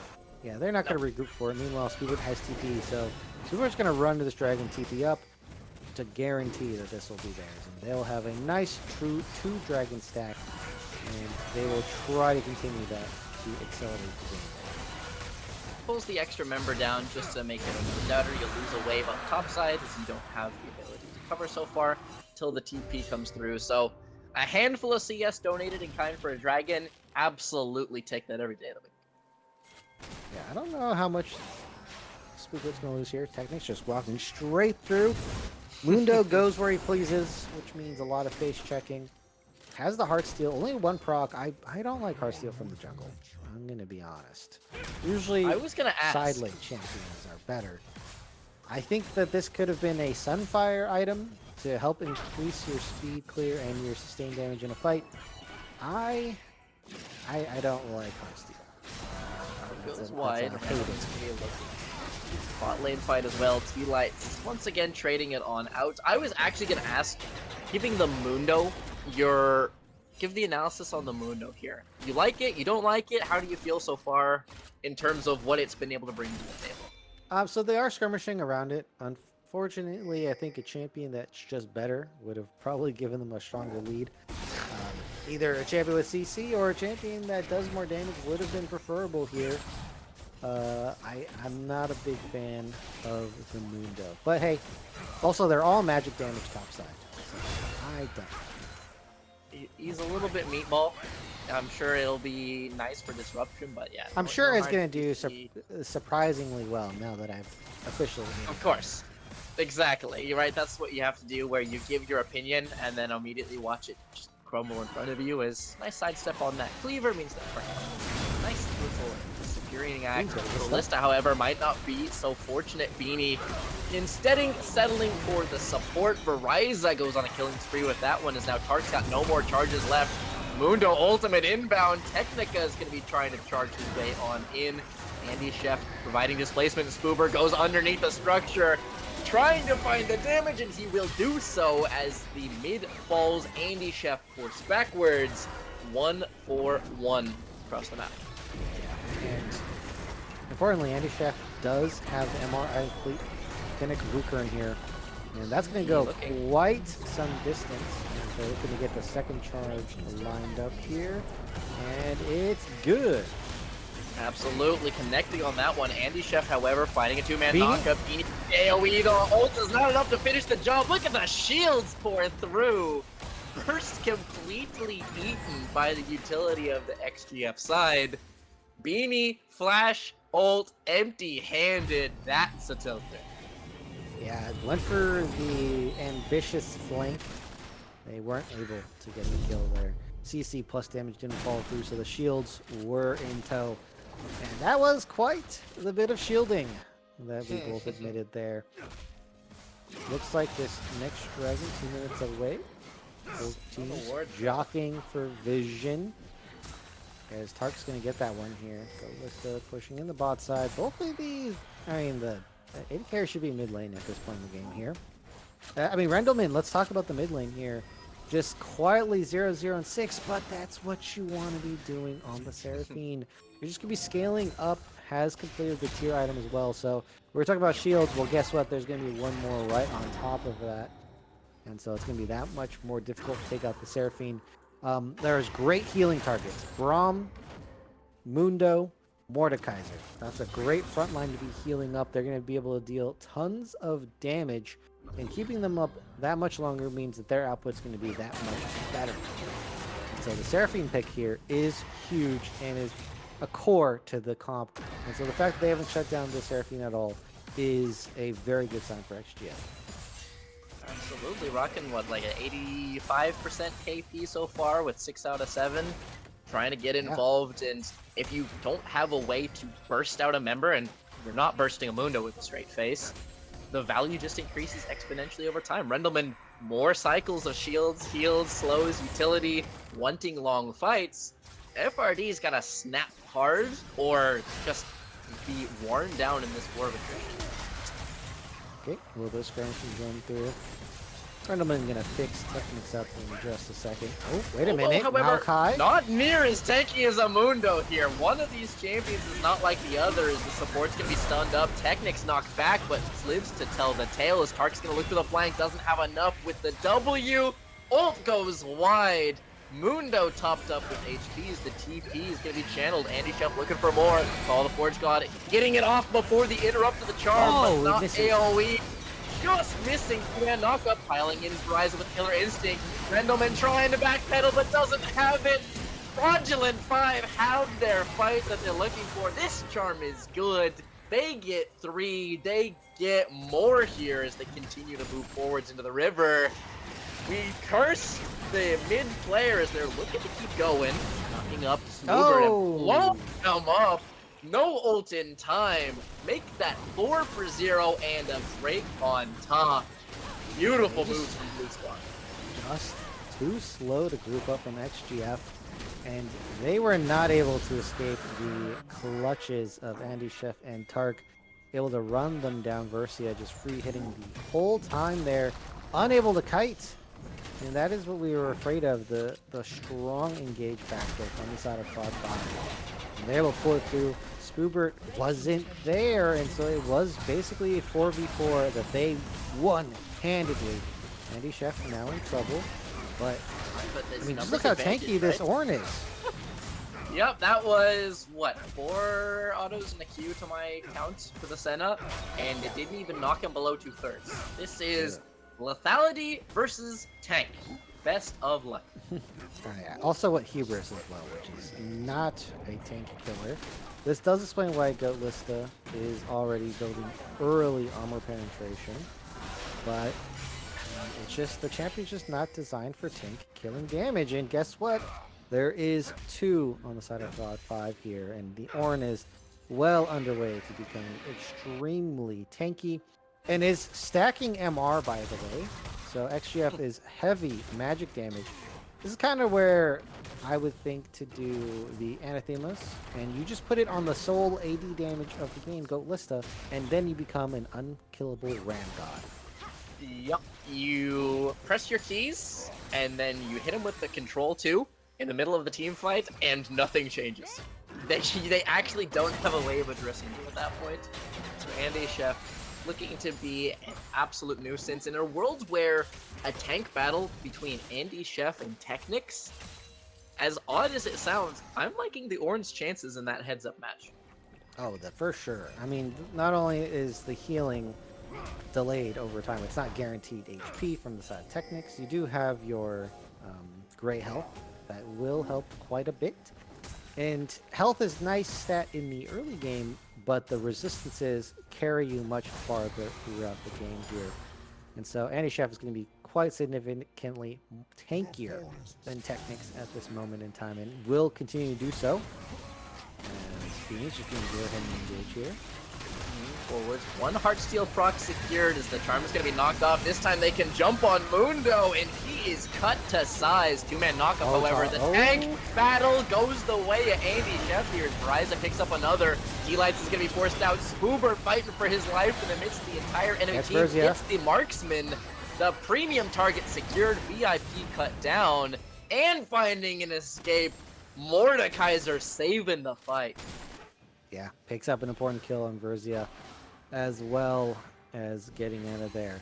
But Andy Chef showing the prowess of this Orin, completely tanking up in a, was it 3v1 scenario? Just unafraid, unperturbed. And yeah, the Orin's going to get tankier by the minute because Andy Chef just builds so efficiently. Part of the counter to tanks is getting mixed damage into your team comp. And when a tank can build efficiently, that's when they can actually start being able to handle the bruisers as well as the backline carries, all on their own. Yeah, you're making his job easy. However, it is going to be cloth armor, so not leaning towards those chains like you called out. Interested to see, probably just going to be looking for Jack Show, considering he's currently rocking 0 ornaments. But I don't know. Itemization could do with a brush up. Yeah, probably wants to build at least one item for the stats, right? You get, I don't know what you exactly get. I know you get magic resist and armor. I don't know the exact number there. But it's bonus stats, and we all take that for Ornn here. Spoobert has a huge gold lead, is basically even in items now, I would say. And so that is not a good sign for the side of XGF here, who really wanted to steamroll through the mid game. And it looks like that plan of action is not going to be happening. And so in the long run, 5-5, I think their chances grow the longer this game goes. I would agree with that one. Trying to play from a lead, not going to happen, is now Spoobert's trying to find his exit. He's got an ultimate. Golden Forge God going to be summoned. Two-man encore. Oh, this is again. Flying over the top, but Spoobert now in a battle. Tank v tank. Andy Chef marching forwards, absorbing the brittle proc with that W. Two-man knockup out of the Braum. Technics now leading the re-engage. T-Lights finding a stun on the support. Bobo falls. They get there first, looking for Beanie, but he finds his E away. T-Lights continues to fish, but no spell charge. Connect, meaning Drake next on the cards. Tark was topside for so long. That fight started so early. He just decided to stay up there, and the team didn't really feel that confident in challenging any further. And so that's a huge mistake, actually, if they're going to capitalize on. They're going to be on Soul Point now, not the best dragon in the world. Meanwhile, Fraud 5 is going to take this as an opportunity to push up mid lane, but they might have just been caught out on the wrong side of the map. They're going to walk it out, but Technics has the opportunity for flank. Will they take this opportunity? Side route, Mundo is going to be heading this engage.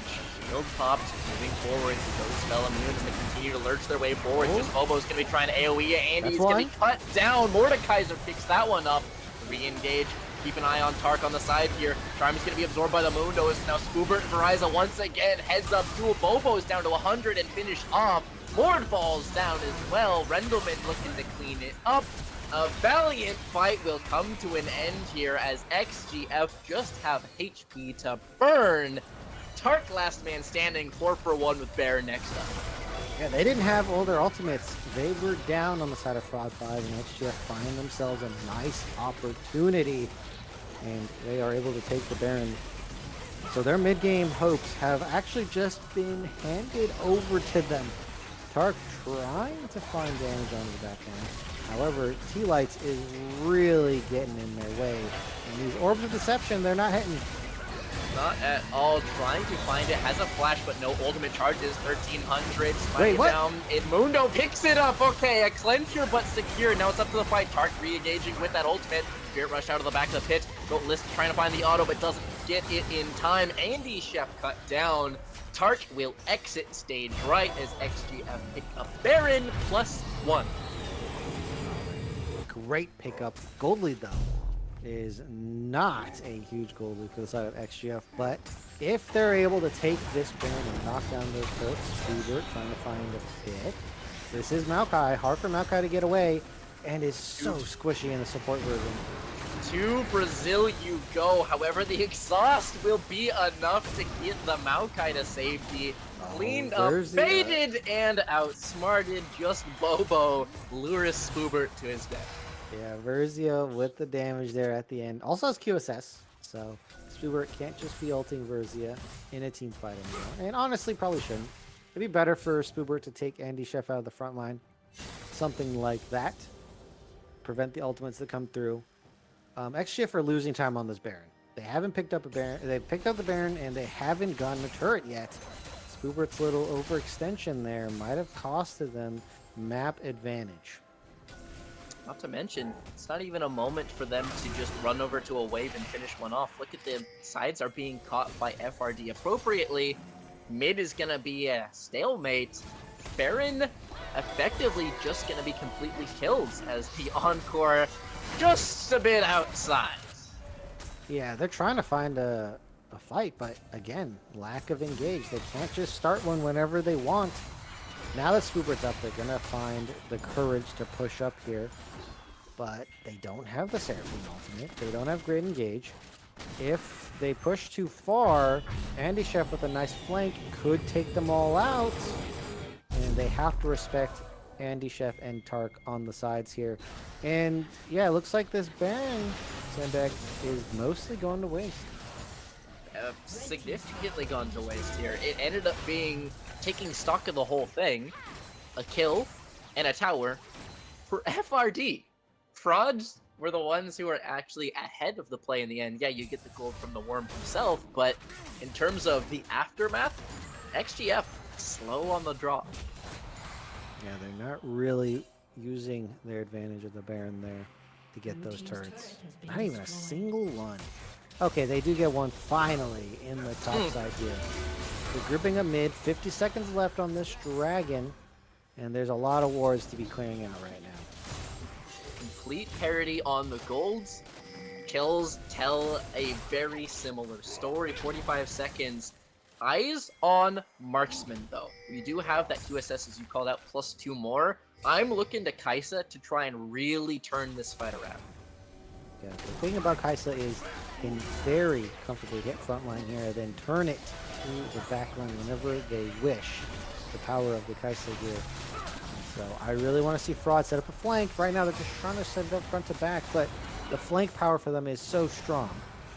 Trying to get to that squishy underbelly. However, Beanie's getting chunked down to a third, continuing to hassle Andy Chef, knock back into the team. Near side out of that blind means that Graves providing a nice little bit of displacement. Tark on the left-hand side of your screen. AoE over the top from Ultimate committed here as the ults come through the other way. It's going to be interrupted as well. Counters for counters. Bobo and Andy Chef forced out, making it a 5 for 3 effectively. Tark is forced to backpedal. Beanie continuing to put the autos in, but the health bars aren't fading. XGF has so many shields and heals to work with. They absorb the engage and move over to the Drake. None of the engage ultimates landed here. Okay, Andy Chef gonna TP in with full HP, but this might be too late. 3K. Beanie's in the pit. Looking for the smite. Beanie's gonna try and come up with this one, but it's Mundo securing it. Hexdrinker popped. Beanie exiting with the E. Tark caught between a rock and a hard place here on the right-hand side of your screen, forcing a recall of his own. XGF pick up Soul. Mundo Ocean Soul. This health bar is going to be exceeding 100%. I have to say, Fraud 5 are mis-executing on their team comp. They're just not really coordinating together. Maybe they're having some trouble understanding, because what I'm seeing is Tark is consistently getting body blocked by Technics, and that is not what they want. They need the RA to be free hitting onto the Seraphine, onto the Senna of Goatlista and Rendelman. And that just hasn't been the case. They've been unthreatened in most of these fights, and they're not being able to pull through their engage from Andy Chef, who's been denied multiple times. Connecting, everyone piles in. You don't even play by play it. Spoobert just dead. Yeah, but my point will stand. Andy Chef has not been able to get through and engage for quite some time. And I understand there's a Mordekaiser, there's a Braum. But they have two engaged champions, Maokai or Orin. They have to play it so that one of them gets through bare minimum if they want to win these team fights. And then when Technics is pulled up to the front line, that opens up the opportunity for Tark, Beanie, and Verzia to hit the back line. Beanie making an aggressive play. Forwards does get half a HP traded out in kind as Senna ults over the top of it. Here comes the Mundo as he's going to be knocked back by the knock of this support. AoE over the top, two-man charm, the encore, the AoE fighting in chokes versus Seraphine as Rendleman takes up the third of the game. Verzia, here comes the Ornn, absorbed by Unbreakable. Technics regaining Capsule. He's going to continue to lurch his way forwards, buffering through that knockback, but he's got no friends to cover him. Andy Chef is left to the wolves. T-Lights picks it up, and XGF go 2-0. What a resurgence from XGF in this game. And it's just overstepping from Fraud, Beanie getting caught out there, trying to 1v1, go Lista, and it ends up being a huge overstep. Tark landing a nice deception orb right there, but they are not going to be able to stand. Skull. Here it comes. Beanie's now concussive blows. Spoober just finishing him off in his own realm. You can't knock these HP bars down. Ocean Soul plus Seraphine plus innate heals trying to finish off Spoober, but even that, yet another rotation. Structure falls. 2-man dead. 3v5. Do they have anything left to do? Tark is slowed, forced to flash away, and stunned up and finished off mid-down. Top will continue to lurch forwards. It is up to Andy Chef. He finds a 5-man knockup, but what's the follow? Marksman Charm, cleansing away from it. AD nowhere left to run. 5-0, a perfect ace for XGF. They're moving up to 2-0 and putting themselves on match point in the series. 33 minutes in. This is looking solid from the squad. Yep, that's another win they're going to pick up against Fraud 5, who again haven't dropped a series this entire time, and now looking like they're on the cusp, the edge of tasting defeat. XGF. Look, I know I didn't like the Mundo, but guess what? With the Seraphine, they are heal machines. I don't see any significant heal cut being built.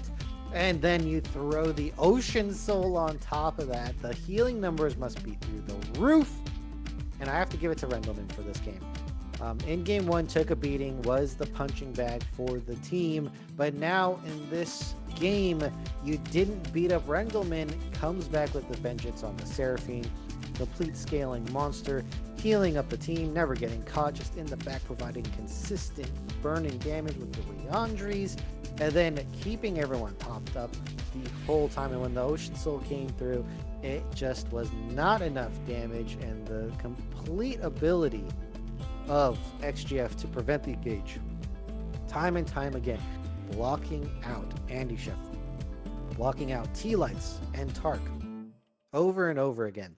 It seems like they were well drilled, well aware of how Fraud 5 want to win this game, and they just completely shut them out. They had some mistakes, but they were able to completely patch it up. And now, I mean, it just looks like they are the much better team. Absolutely. They're looking to just look for the brooms here. 2-0 up, looking solid. I will throw in asterisks. I don't like to harp on itemization. It's a lot of times there's pros and cons. Do you know how much anti-heal was built?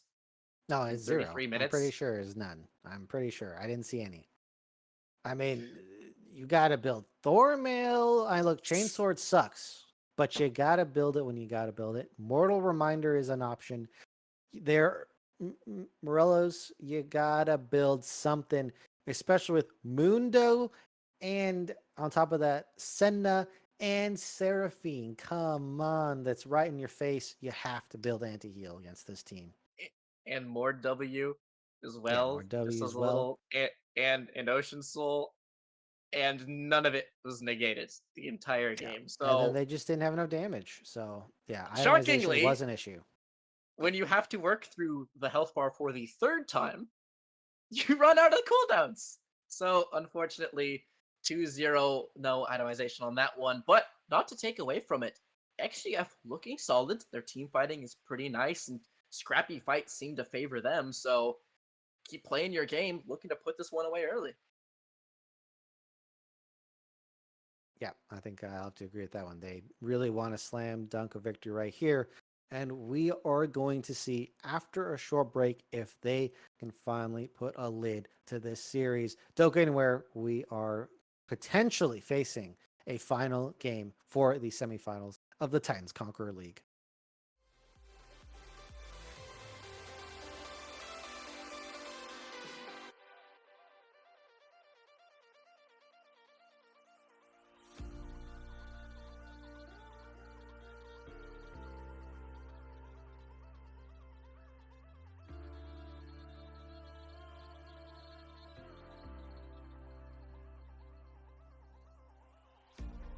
Wait for me, I'm not far behind.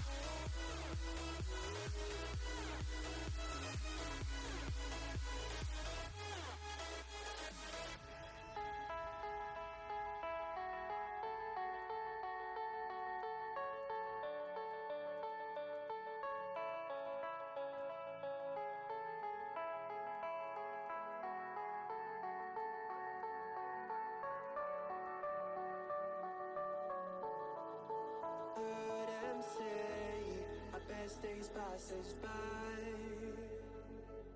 and most long for a place that they never find. I'm afraid I wake up when I die, and it is too late to climb any mountain. Time is of the essence, the blood running through our core. It's best to not feel sorry when it's over. I will be the greatest that you've ever seen before, and I'll stay eternal.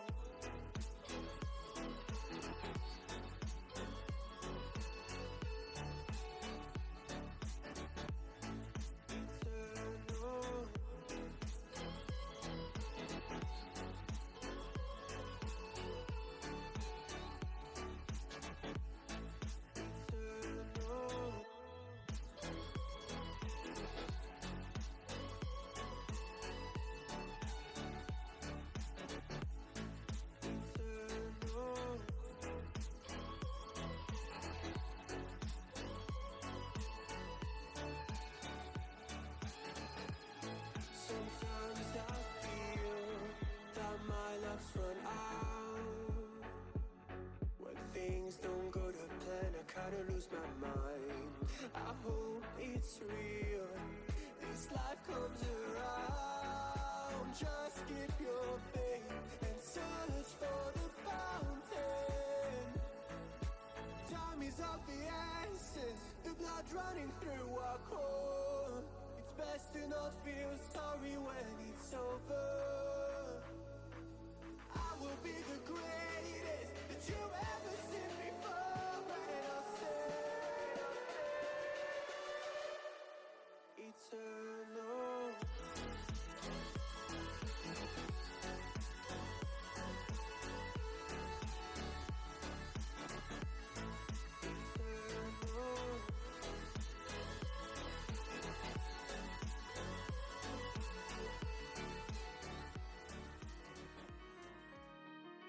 Welcome back, Titan Esports Conqueror Semifinals Game 3 inbound, hot off the heels of Mundo going where he pleased, 66,000 healing in a game.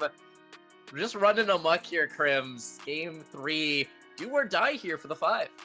Yeah, the Fraud 5 might be proven frauds if they lose this game here.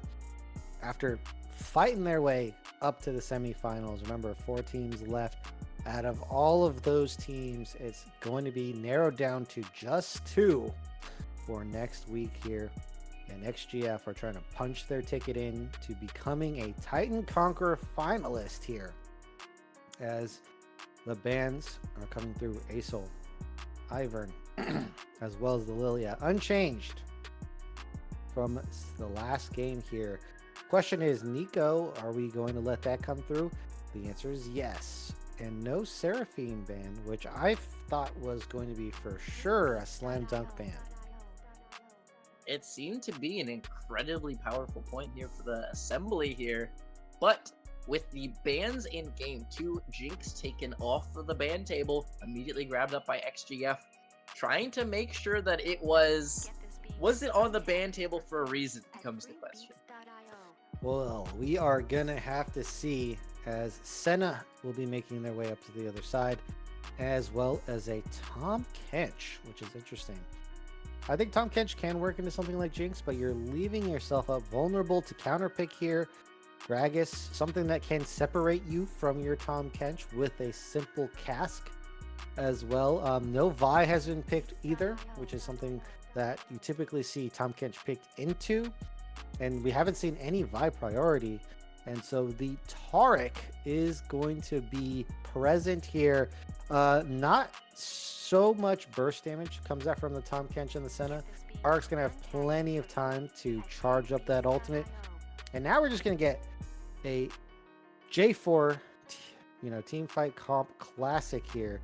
But into the Gragas, who could just easily body slam you and prevent you from getting into the backline. I don't know. Might be reaching here from the side of Fraud 5.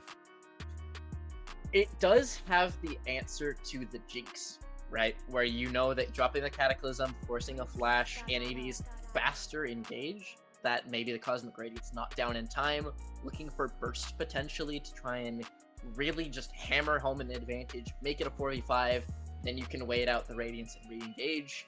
Trying to pick up the pace a little bit perhaps, but with Mage Ban after Mage Ban, Burst Champs picked away at, that S tier cut away with Ahri, Syndra, and Vigar. Seraphina's all making the final ban of this set.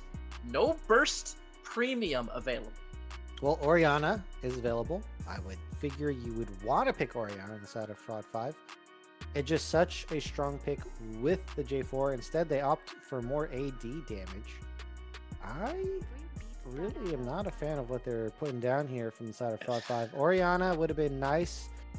Some kind of control mage, Victor, something that combos well with the J4, and we're getting none of that. Meanwhile, more anti-engage being built on the side of XGF. The Vex is going to do well into the J4. It doesn't do as well into the Tristana, but if you jump a little too close, she will fear you. And a Kindred, an extreme counter to J4, is going to be picked up. And guess what? If you need to buy time for your Cosmic Insight, it's gonna be there with a Kindred. This is a well-known combo. Tark plus Kindred gives you a tank and a frontliner and some CC that you can easily jump onto with the Kindred, and also prevents you from killing anyone before Tark makes everyone immune for, I don't know, 2-3 seconds, really cutting down on your burst damage. And so XGF, this is just a draft diff. I mean, no other way to explain it. This is an Omega draft diff. Not only is Fraud 5 singular damage type now, because they didn't want to lock in the Rumble, they're just sending it. They're just picking comfort across the board, and that is not always the best draft. Yeah, that's a bit like saying I like ice cream and I like ketchup on my hot dog, so we're gonna have ketchup on my ice cream. Like, in isolation, all of these parts can function, but like you said, of course, okay, I will temper this in saying execution is king. You can be 5 Yumis, and if you're better players, you can usually convert it. However, there are literally 0 places in which I would take Fraud 5's draft. Senna TK. There's no limit. Yeah, Senna TK combining with AD solos is already, your AP damage is Thomas J. Ketch. Not known for his DPS, I will say. Your engage is completely stuffed by not only a Gragas, but also by those 2 ult Slayered. You're playing triple dash champs into a Vex. You basically abandon your J4 when he engages. You dive onto Goat Lista. And then what?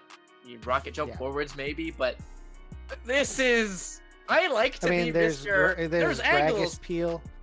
This is just draft disaster. There's Gragas Peel if you engage. If you try to stay on the Kindred ultimate, Gragas can knock you out of it. Gragas is a great engage stuffer, is a counter to Aatrox. You're going to be rocket jumping into a Gragas, which could be your doom. There's a lot of questionable things being picked up here from the side of Fraud 5. And before we go into the game, of course, we have to do a shout out to our sponsors of Titan here, and that is going to be Pro Comps. And I mean, they have a great game-changing app for League of Legends community. It's not like other tools. It's your personal draft coach, perfect for both team and solo play.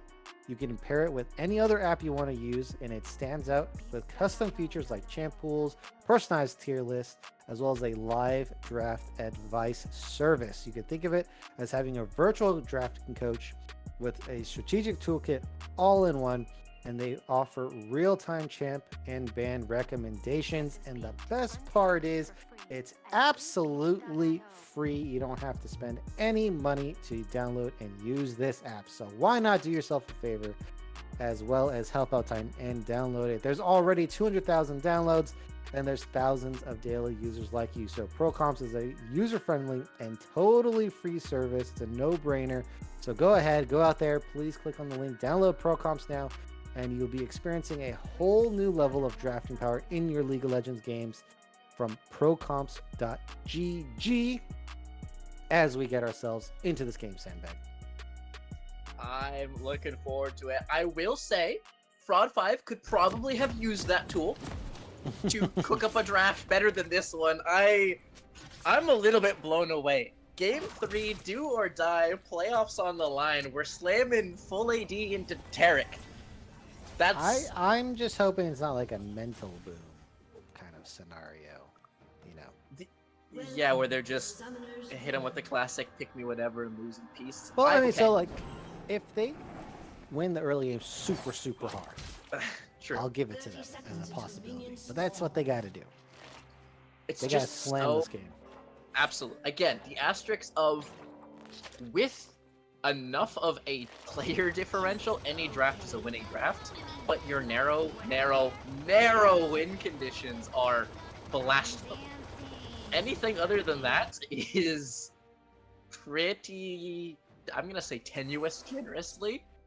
So from the side of this red team, who are in such a tough spot, how do we get there? How do we crack this game so comedically far open that champions are irrelevant?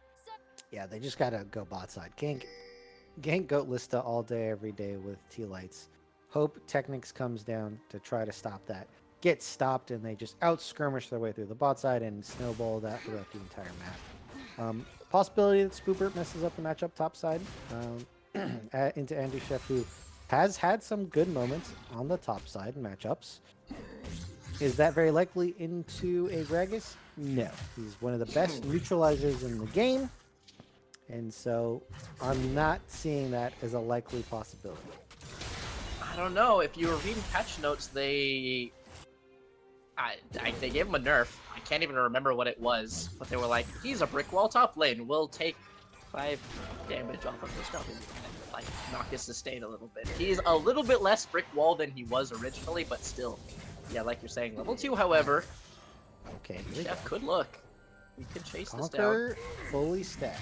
Oh, Spoober 1 He's point. back in. Sweet spot not connecting. Flash expended. Spoobert a little over aggressive on that one. I don't know what you Gragas start into the Matrox says. Here we go, Beanie. Level 2 cheesecake. Moving around, 2-man knockup. The Dazzle is not going to land here. Root will, however, as they look on the T-Lights. Flash, Goat Lista, and T-Lights escape, but at a heavy price. Okay, Spoober getting quite low. And again, Andy Chef fully stacking the Conqueror. Tark, that's a bad trade. Can get a benefit at near the end. Technics, Is this though, first flashing blood? forwards. No sweet spot. Andy Chef going for the Hail Mary, absorbing the tower shots. Technics with the loop around, cutting down Andy. Gets the first blood as well. Andy Chef, I'm not sure if that's a frozen lane. Looks like it is because they are TPing in here. T-Lights. Golissa, you have to play super safe. And Golissa has no mana. I don't even think there's enough for Chompers. So be very wary down here. And it looks like Beanie taking full advantage already. Missile Dive not finding, but the Tongue Lash shell as they flag and drag their way in, cleansing out. The Root finds both. Ryza Oh, heal. continuing to burn these summoner spells left, right, and center. Every single tool used in the toolbox, but their lives will be retained. Yeah, not getting a kill. Oh, Flash Q didn't auto. And so Technics doesn't get a kill on the Tark there, who I don't know how much HP left that was, but it couldn't have been that much. Not at all. Looking towards those single digits, but once again, not a fatality. All you need is the magic pixel, so 1-0 it shall remain. XGF, remember, just hold the line. Do not get blown out, and you'll like your chances later on. It's up to FRD to try and convert this. So the fact that they're already 1-0 up and 1K up bodes very well. That is a very nice lead, and it's on the Kindred, who will be using it very effectively. He lights in a nice stun. And the Mace of Tark is quite potent. A couple little empowered autos. Technics, however, big wave stacking, no Oh, flash, man. no R. Andy Chef, find your way out of this. Is the W gonna kick it off? Clean as you like. Wave denied. Andy Chef down. XGF just wrecked topside. Yeah, that is going to be a complete shutdown. And there it is, the Gragas. Doing what Gragases do. Shutting down enemy carries. This time, Andy Chef is personally, taking the beating in this game. Beanie trying to do something again for the third time. Forwards, Dazzle finding its way onto the support, the traps. but it's just enough. Beanie will fall to tower up on the top side. They go for Aatrox again. No. Off screen, trying to keep the parental advisory at bay. Producer sparing the NSFW scenes of top laners everywhere. Andy Chef, 15 CS in over 5 minutes. Aatrox is cooked. Didn't realize we were at Safe for Work channel, but here we are, upholding the terms and service conditions of Twitch. Topside's not pretty. 2x CS lead. Technic's getting another kill as well. In the early snowball gank bot side strat that I said was probably the only way they could win. It doesn't look like it's happening. Connects. Looking for Rendleman's full burst combo. Tart yet again living in double digits. Rocket jumping to safety, but losing out on the trade head. I am surprised that Vex as a champion must suck, because how do you not have enough damage to kill Tart there? That was barely anything. Gragas ultimate. Here comes the explosive cask. It's Andy Oh, Chef no. just getting knocked around, No. bullied and beaten. Conqueror stacked. Q auto Spoobert picks up the fourth for his top jungle combo. XGF, Andy Chef, you are no fun allowed, sir. That just ain't pretty. Keeping up the double CS, I'm going to need to imagine here. They are going to get a dragon in retribution. Oh, there it is. Berzia is going to be picking that up here. Beanie might be looking to take a little bit more, but that is not possible. And guess what? Goatlista will be getting flash in about 5 seconds. And so all their hopes of punishing this flashless Jinx is only going to result in a 1-1 scoreline. And that was just a bit disappointing and sad. Yeah, Fraud 5 are gonna need something, and soon. Because if we continue at this pace, this is going to be a rather short final game of the series. What is your way back in? This is the question I pose to you. Where do we look to try and get some momentum going if we want to push this out towards the game corner? It was always going to be mid and bot, so bot didn't work out. Maybe time to turn you into mid lane. As Technics is looking to... Please don't. No, Please don't. This Whether is you like it or gruesome. not. This is gruesome. Spoober throwing the party cask in to end it. 5 jets for the top laner of Fraud 5. What can you say at this point? This is... I don't... Yeah, where do you leave this? Andy Chef, don't queue up solo queue after this. You're going to need to take a long break and vacation. Yeah, 0-5 here, and just continually getting killed on repeat, cycling through. Here it goes. Here's the damage. Trying to find their way on in, trying to get a re-engage. Oh, The Tark gets rocket out. jump reset, escaping with their lives. Tark, here comes the ult out of Tom Kench. T-Lights flashing away, but slapped down by the tongue bot lane. A bright point for the red team. Oh. The EQ not finding its way to the flag. Beanie, slight misexecution, now trying to escape.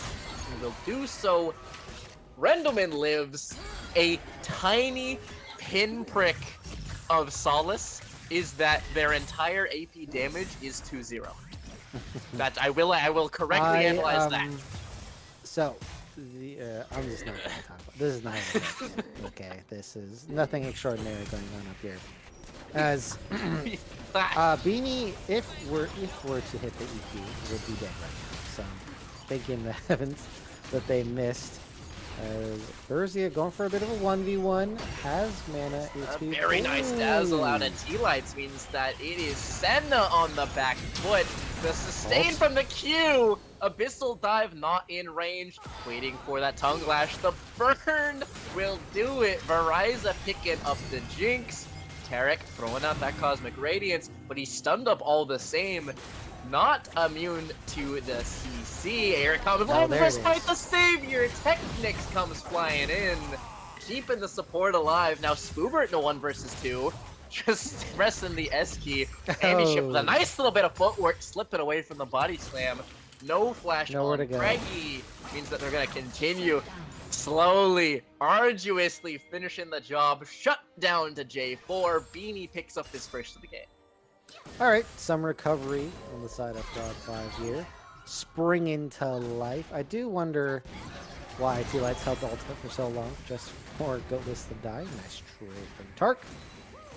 And, okay, some avenues are starting to open up, mainly in the mid lane and the bot lane. The top lane is never going to happen, is what I will say. Give up on that one. Yeah, that yeah, one's, if that one's you're- done. You're a Fraud 5 fan, your game ends at the Baron Pit. You just cut your losses and push that guy out to sea. Best of luck, buddy. We will see you in 30 minutes. Don't bother trying to even try and re-gank that one. Is a very nice trade out of Tark. That Hail of Blades Prasanna putting the hurt on Rendleman. I do wonder, I think you don't go Halo Blades with Tristana in this matchup. I think you go, not Lethal Tempo. Tempo? What's the healing one? Fleet Footwork. Yes, you go Fleet Footwork in this matchup. So that you can out-sustain as well. Because your damage, you're going to out-damage the Vex regardless. That's just how broken Tristana is in that aspect. And so when you add the sustain on top of it, it's basically a winning matchup in mid lane versus all control mages.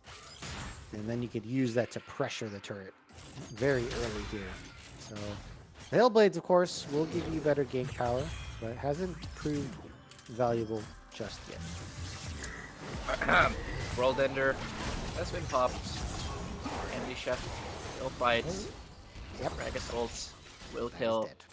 That is as much hype as I can muster for this fight. This is Yeah, just. I mean, at this point, you can't even. However, mid much more exciting as Rendleman's gonna try There to we find go. the whole 2v1 Beanie with the knockdown. Cataclysm and Tristana reset out. FRD get a 1-for-1.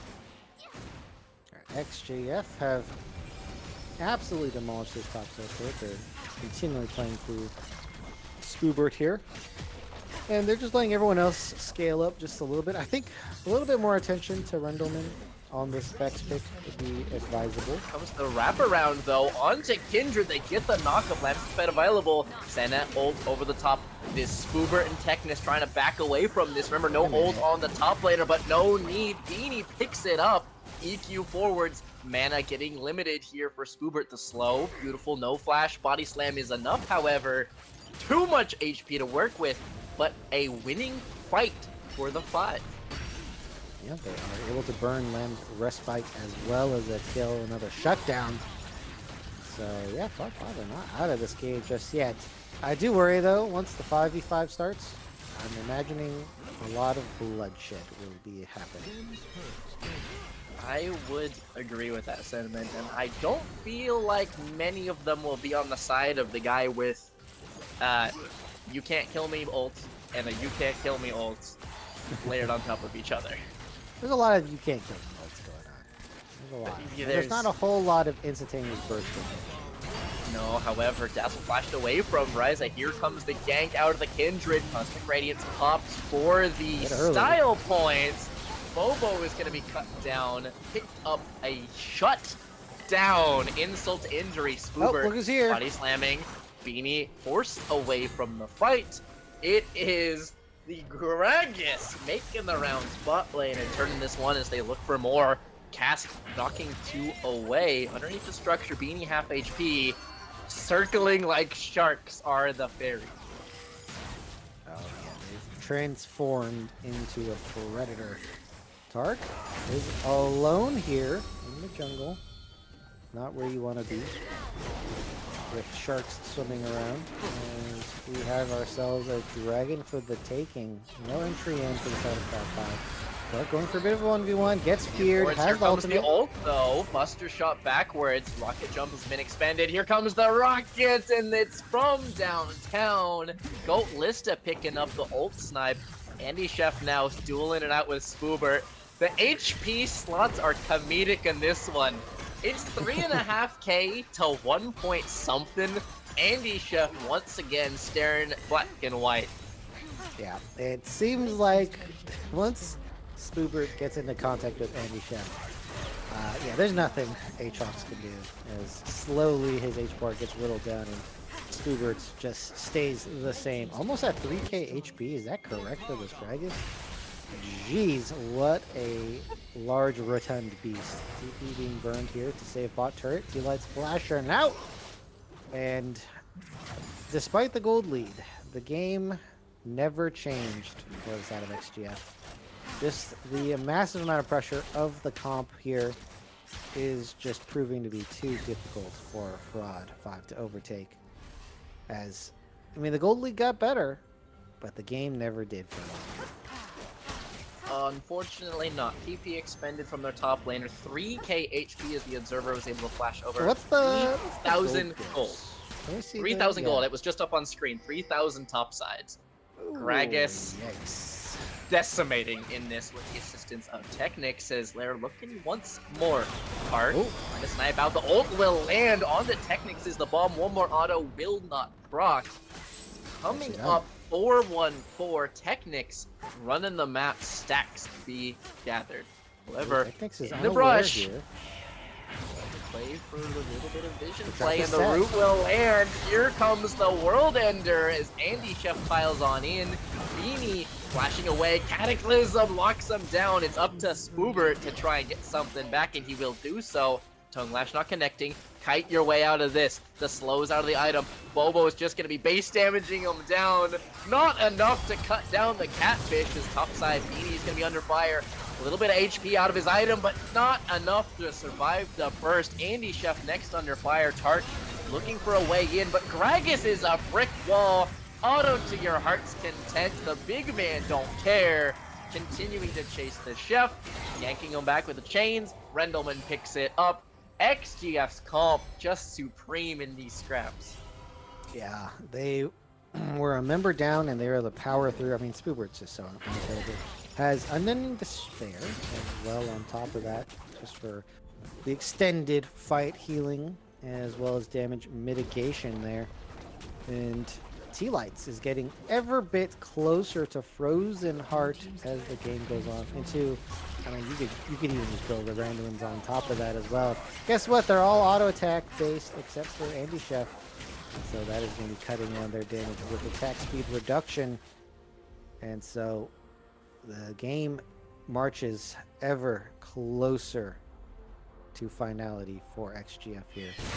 They're going to be able to pick up the Rift Herald. I mean, look, it's not the cleanest game. Honestly, XGF, if this team comp was different from Cloud 5, it would be a winnable position. It still is. I mean, I did Mega Copium, kind of, but it You're actually Copenhagen. is. No, you're on it's- Copium, Hopium, you're on all of them. You're on There a deadly are- mixture. Okay, remember, we need to go into this game cutting topside off and pushing it into the ocean. Topside, just don't even bother. Try and get Tristana back in.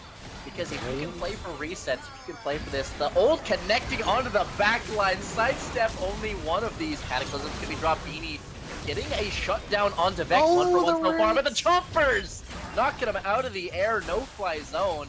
Moving on the right hand side, gonna be doing battle with his opposition. Top laner versus top laner, one way it will go. Gragas cast expended, Tristana can't re-engage. Andy Chef popping the ultimate only to fall once more. no, Four Beanie? slows out of that quirk. Means that Beanie is forced to flash away. T-Light's giving chase, the cooldowns come up. J4 finds his way out.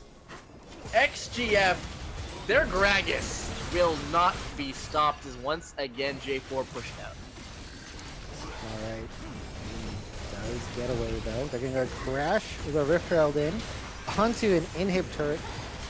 And the very close. TP on top to top off the re-engage. 16-9, they're looking for more. Spoobert's gonna be leading the charge onto Bobo. The TK popping that thick skin and surviving to fight another day.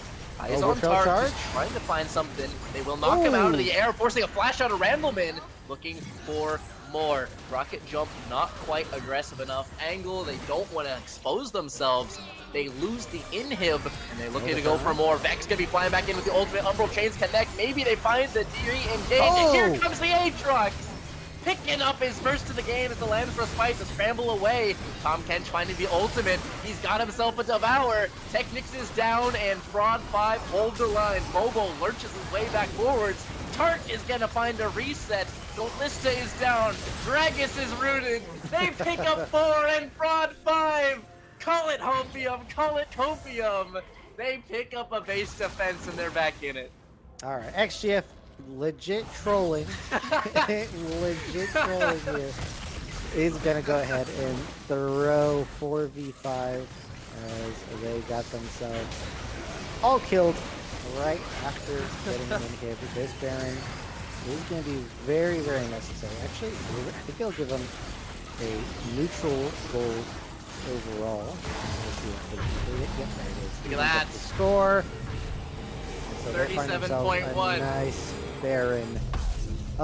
So yeah, Rendleman just engaging randomly into the front line. Yeah, definitely was advisable. I'm gonna have to say though, Goatlista, this is not a goat build. This is. I don't think you should build Goat of the Ranking Engine, a crit-based champion. And I can't approve of this build for whatever reason. What is this next item? A Zeal plus recurve. Or not recurve. What is that item?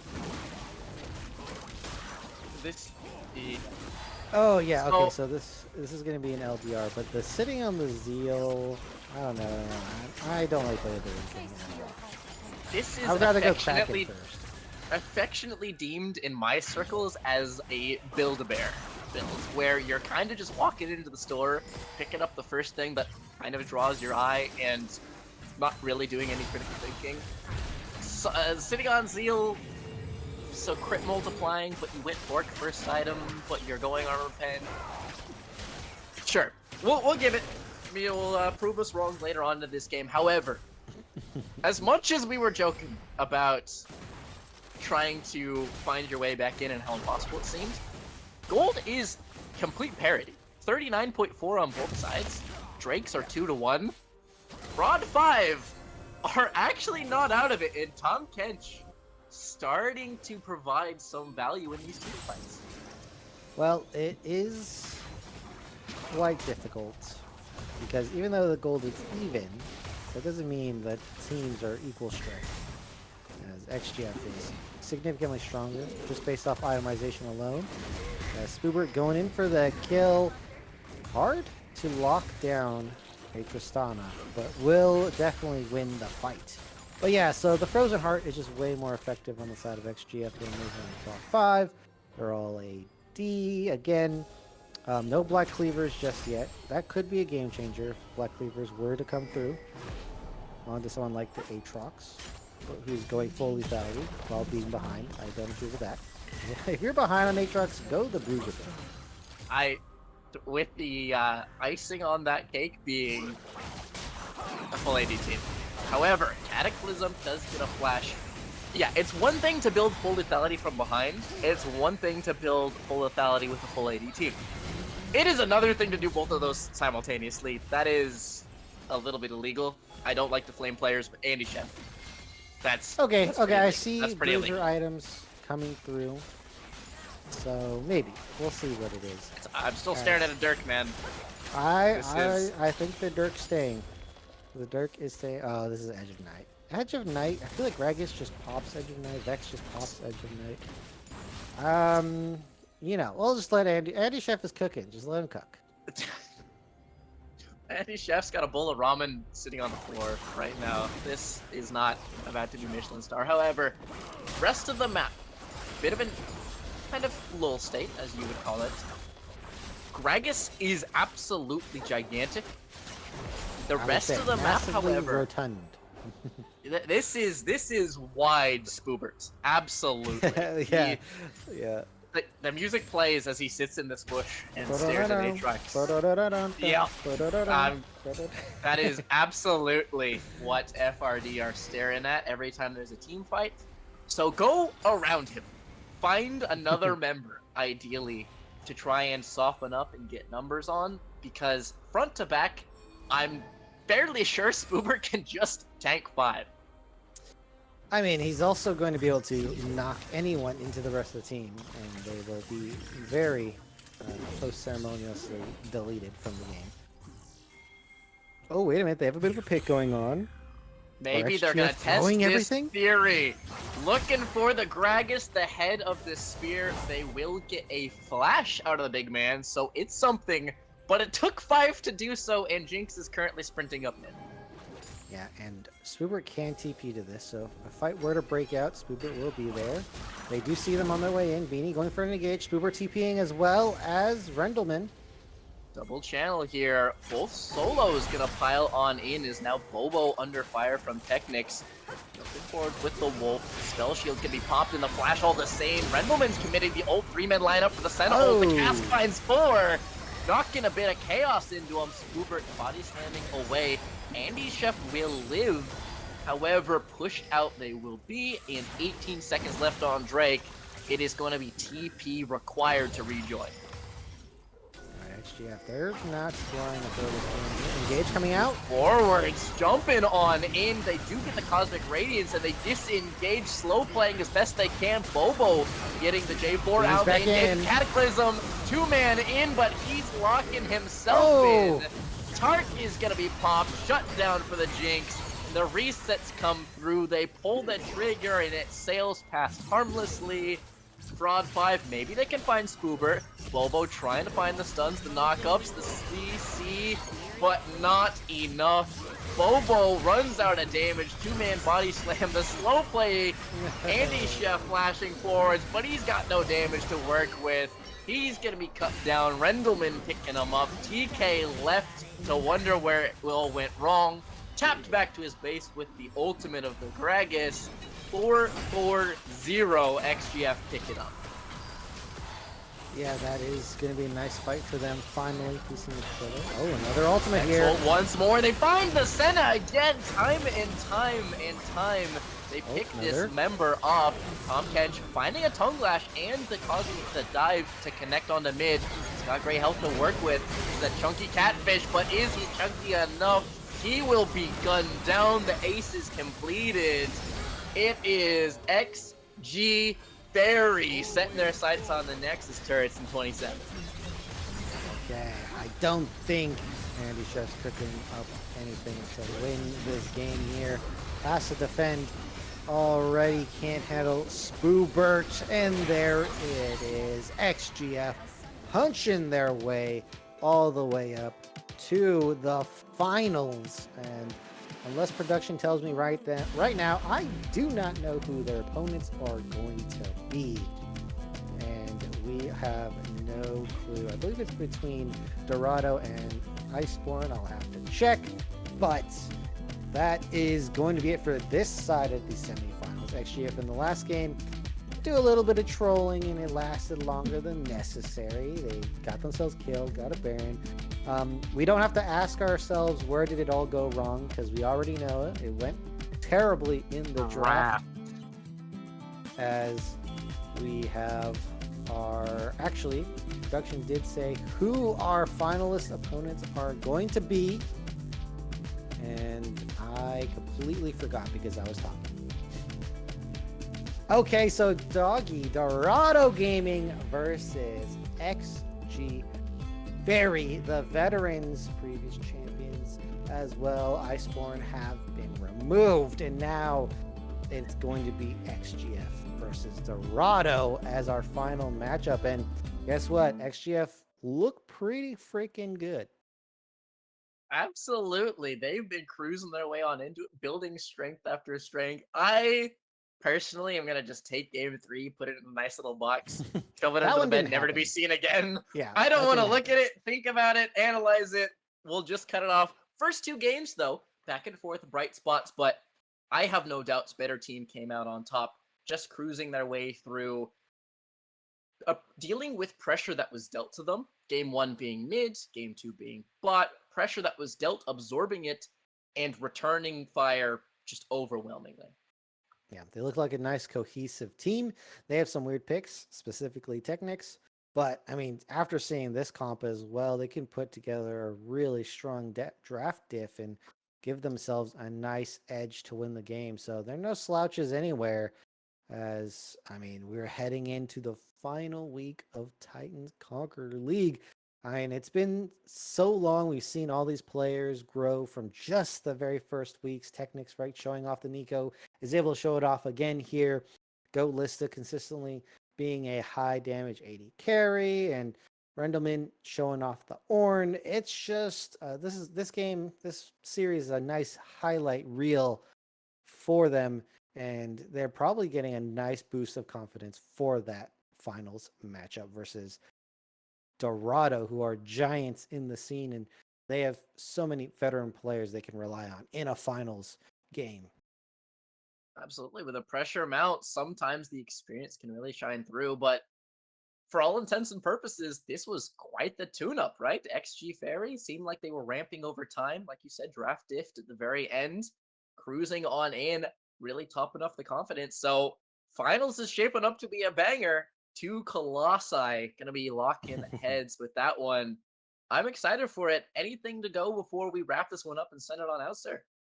No, just a send off for Fraudulent 5 here. Pretty deep run as they made themselves all the way up to semifinals. So congrats to them. I know it's going to be tough taking this loss, but hey, most teams didn't make it this far, as that is going to be it for me here, Sandbag. Absolutely, right? 7-0 regular season, making the push on in, a couple of hotly contested. Semis, nothing to sniff at, so heads held high, wrapped this one up. But it's been a good time. I have been Sandbag. This has been Crims North behind the scenes, making it happen. Thank you all for joining us. We will see you guys for a grand finals. Take care and have a good one, guys.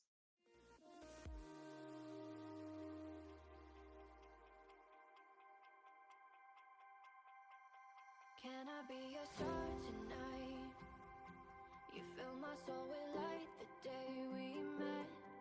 I don't wanna leave your side, no. Have me by your side when the sun sets. I hope you'll still want me, I hope you'll still need me 1,000,000 years from now. The seasons are changing, the nights ever fading. It's time we left the ground. Let's leave for an eternity. Sail across the lights beyond the sky. I'll be with you eternally. I adore your love and keeps me high. Keeps me high.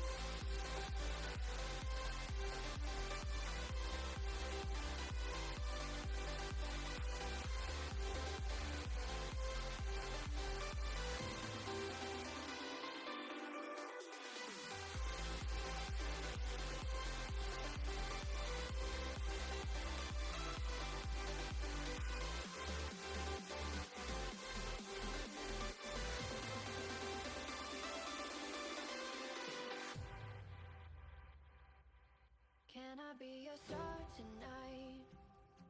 You fill my soul with light the day we met. I don't wanna leave your side, no. Have me by your side when the sun sets. Let's leave for an eternity. We'll sail across the